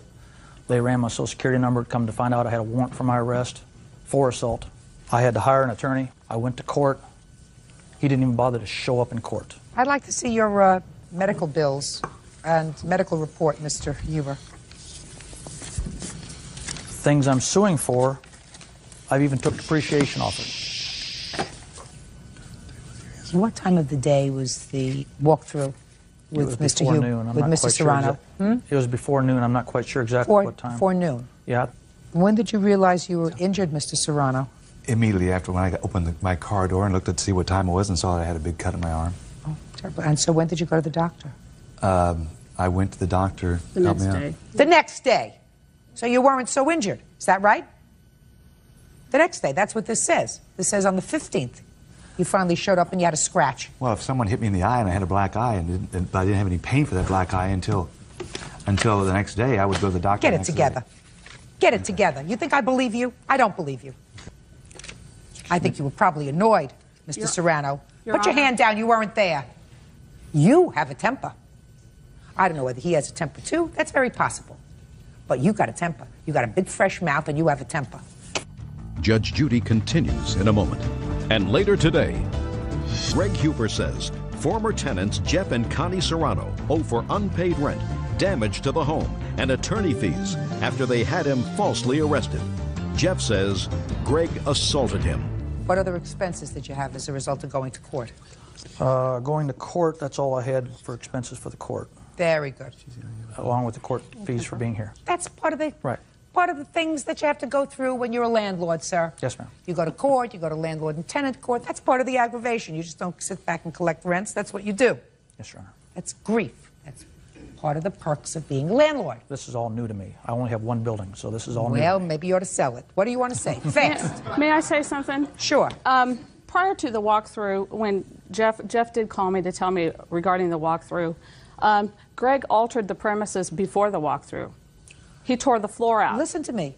He may have done all of that. I don't know whether he did all of that or not.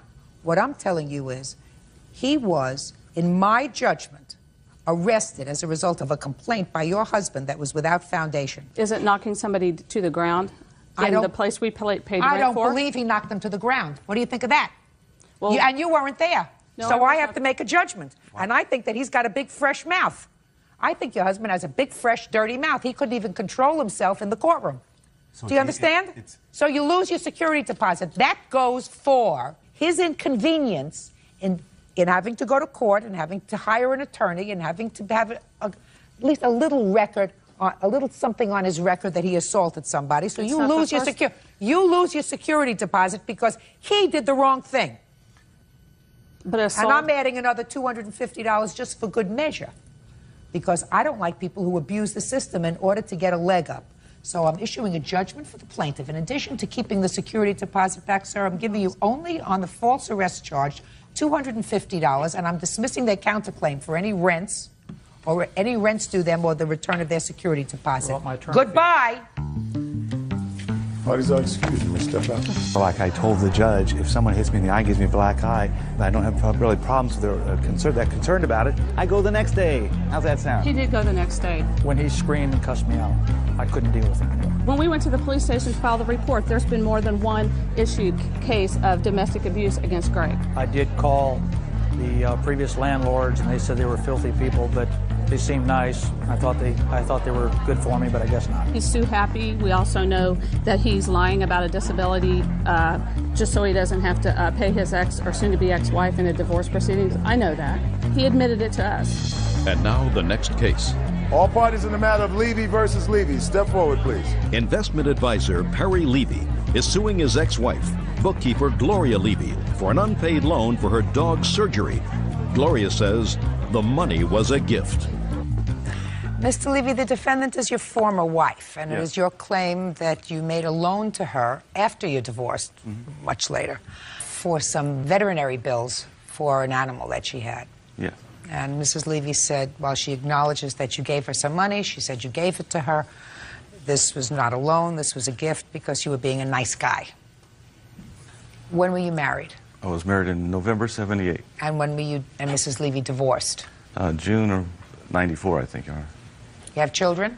Yes, one. How old? 19. And tell me about this loan for the vet bill. On about the 13th or 14th of November last year, she came to me kind of panicking and upset because her dog Oscar had a tumorous growth in the throat. She said that the dog needed surgery or it might die. And I said, well, can you pay me back? And she said, not right away, within a week or two, I can give you some money when a check comes in. I said, okay, fine. I said I had to borrow the money on the time on a credit card because I didn't have it available at that time. She said that she'd pay me payment. How much did you give her? I gave her $1,500 and there was a $45 check advance fee. She repaid me $500 on the 20th of November. The check was made on the 15th of November. Late November, early December, she said that she'd give me another $300 to $500 when she got it. At that time, just prior to that, we had a problem with our son. We had a disagreement over it. I guess she got upset at the way I was handling it, so my numbers were blocked. My home was blocked from calling her, and she disconnected her answering machine. Where does your son live? He lives with me. How long has he lived with you? He's lived with me since June of last year. Prior to that? He was living with his mother. I'll hear you. Yes, I did call him regarding my dog Oscar, and I said the surgery would be, as far as I knew, was about $1,500, and I didn't have the money, and I didn't want him to die, and he said...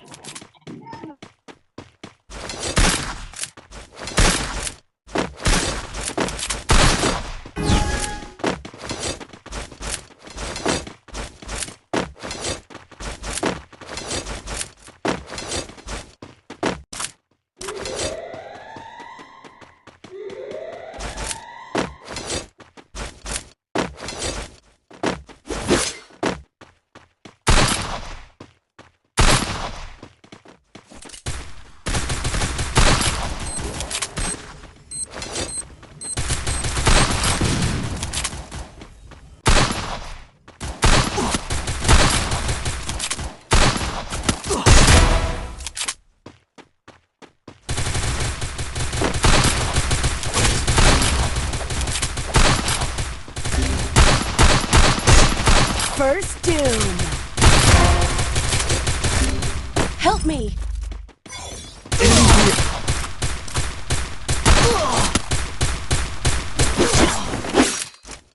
Help me! Help me. Thanks.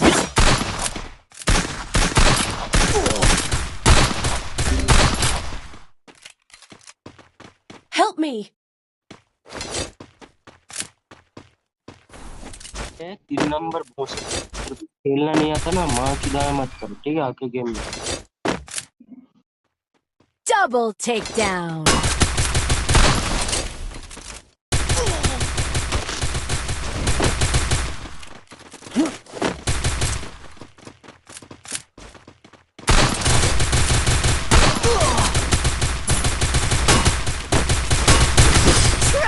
takedown!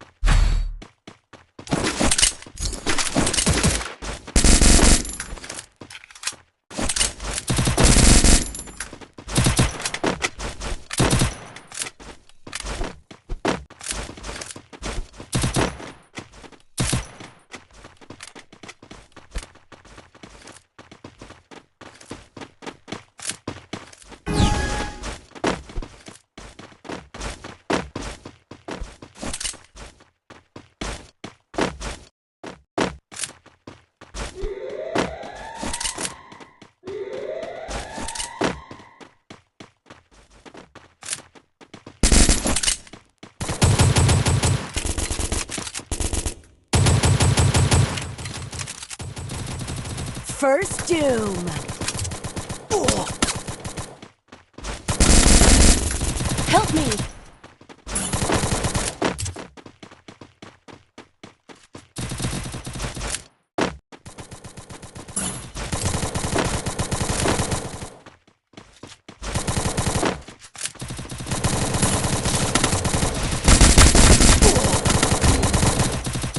Double takedown.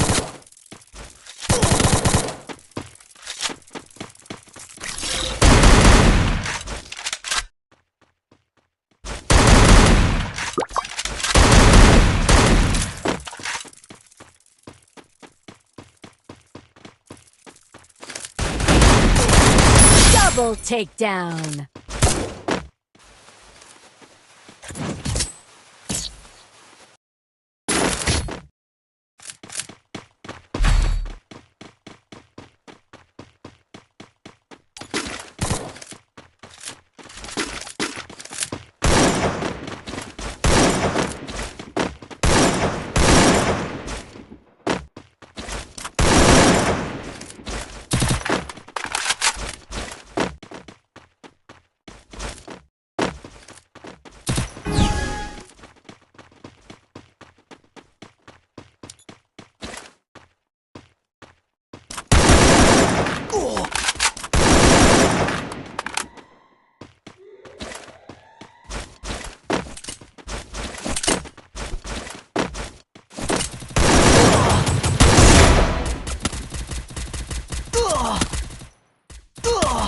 First doom.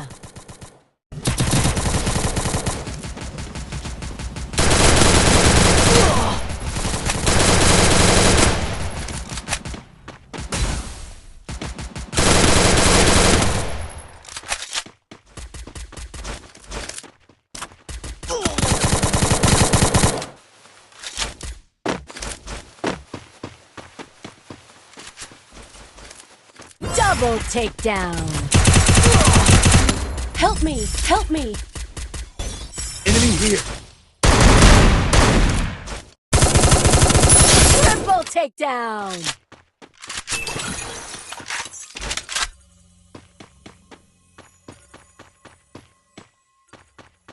Thanks.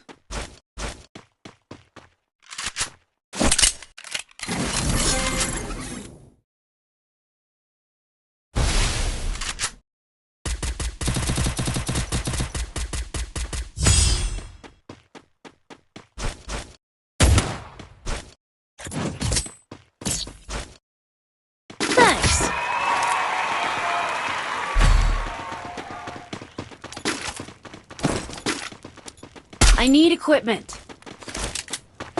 Resources here.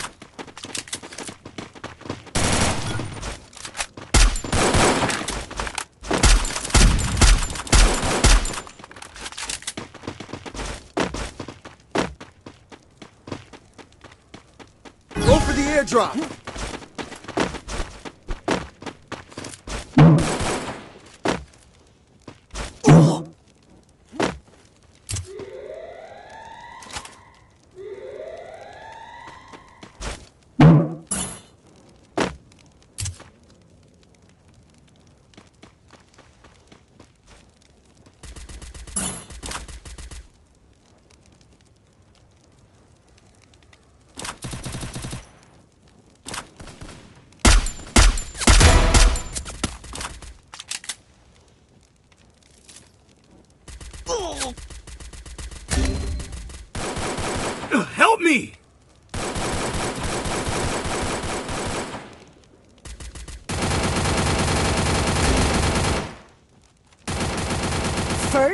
doom.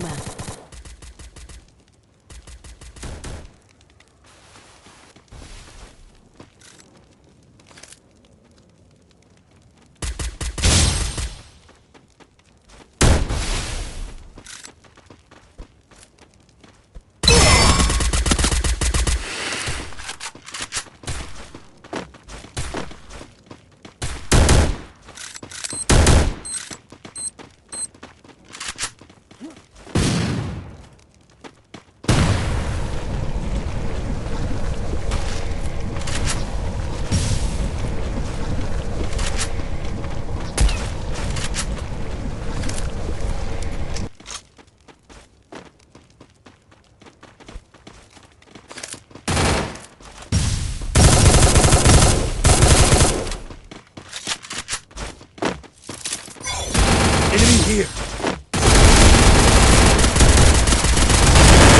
Takedown.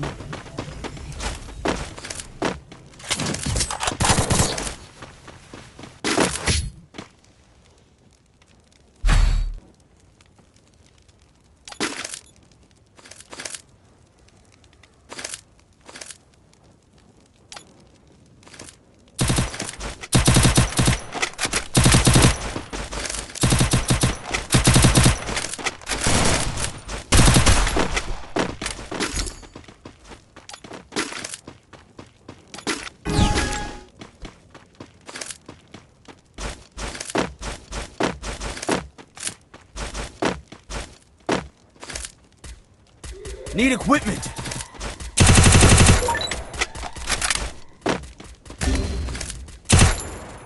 First doom.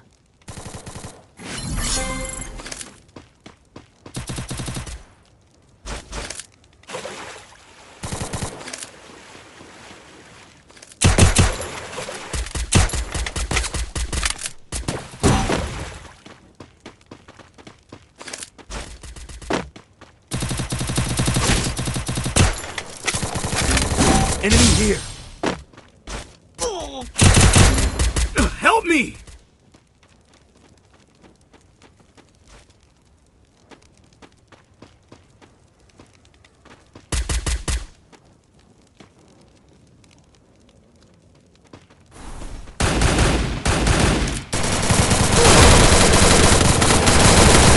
Double takedown.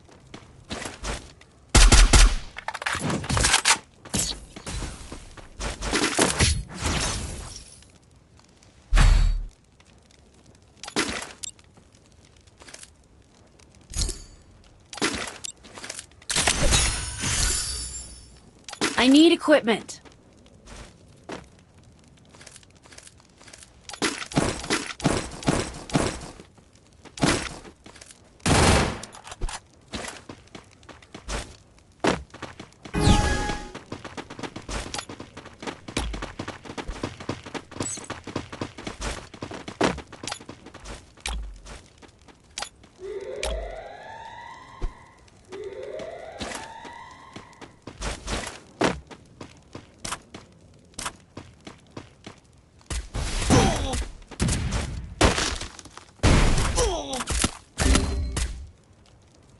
Thanks.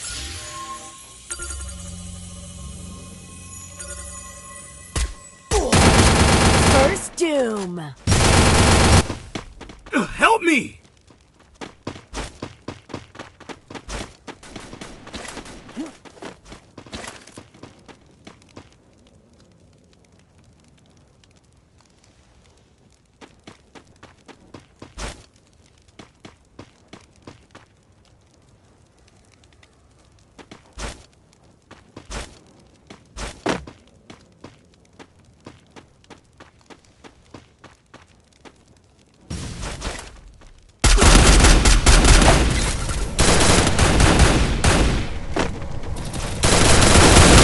Double takedown.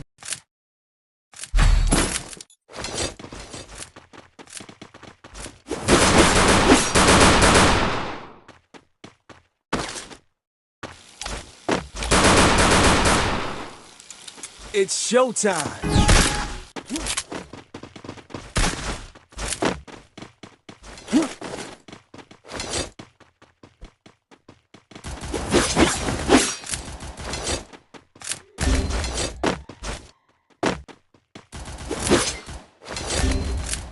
me! First doom.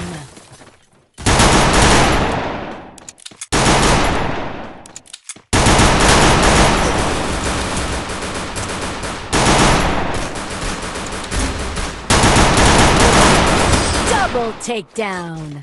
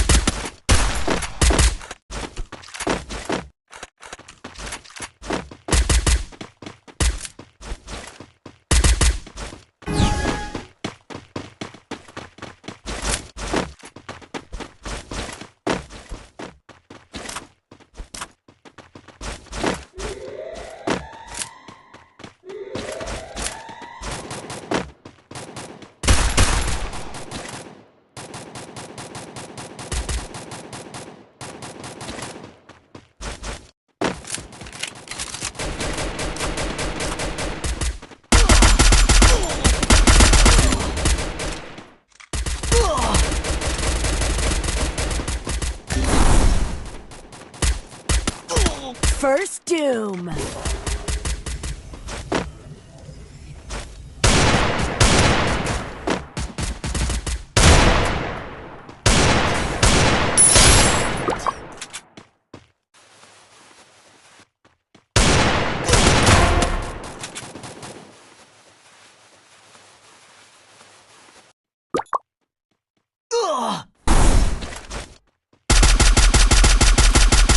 Double takedown.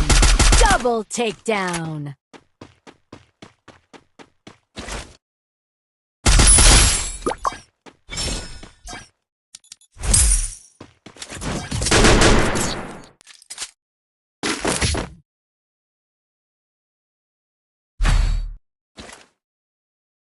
Resources here. Thanks.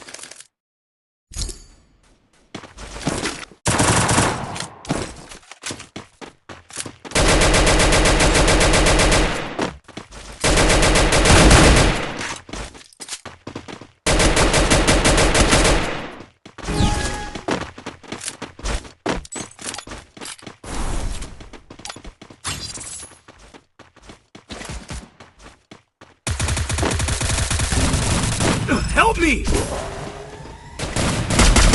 First doom.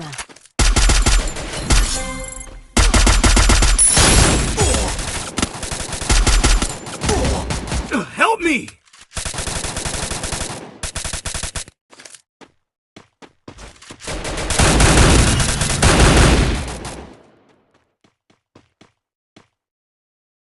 Help me!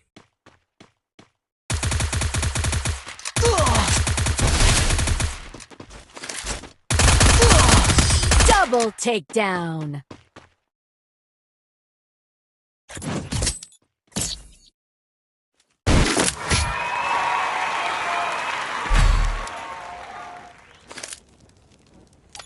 Need equipment.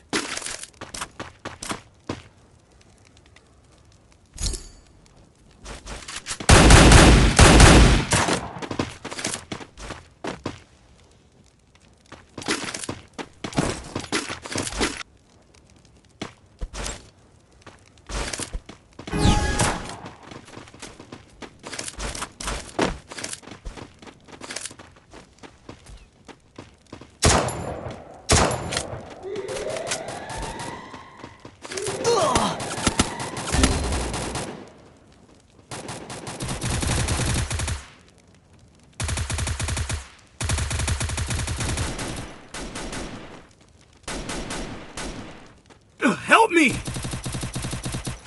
First doom.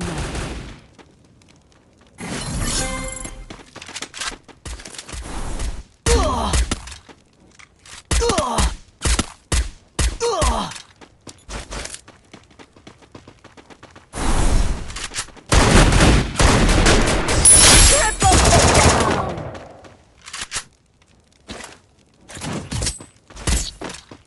Head there.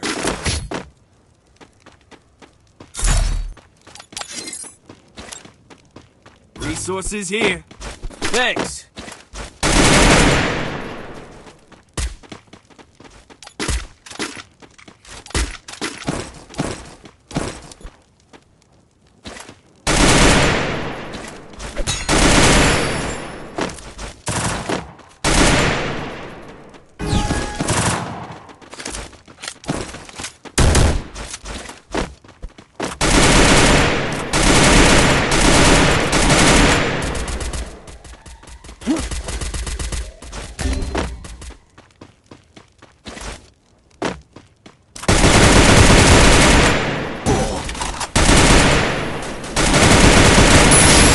Doom.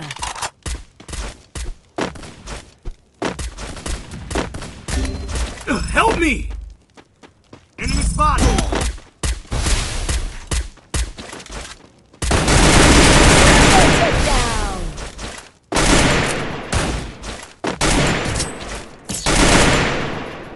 Thanks.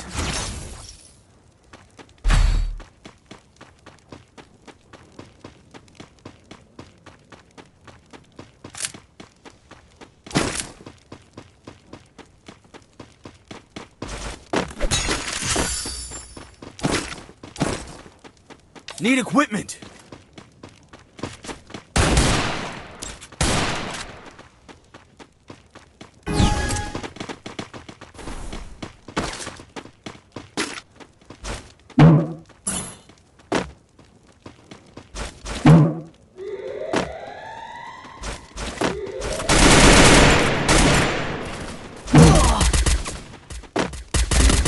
Help me!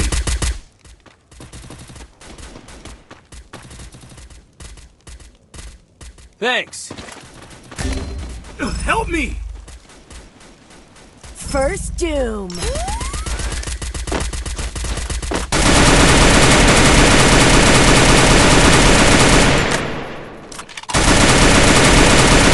Double takedown.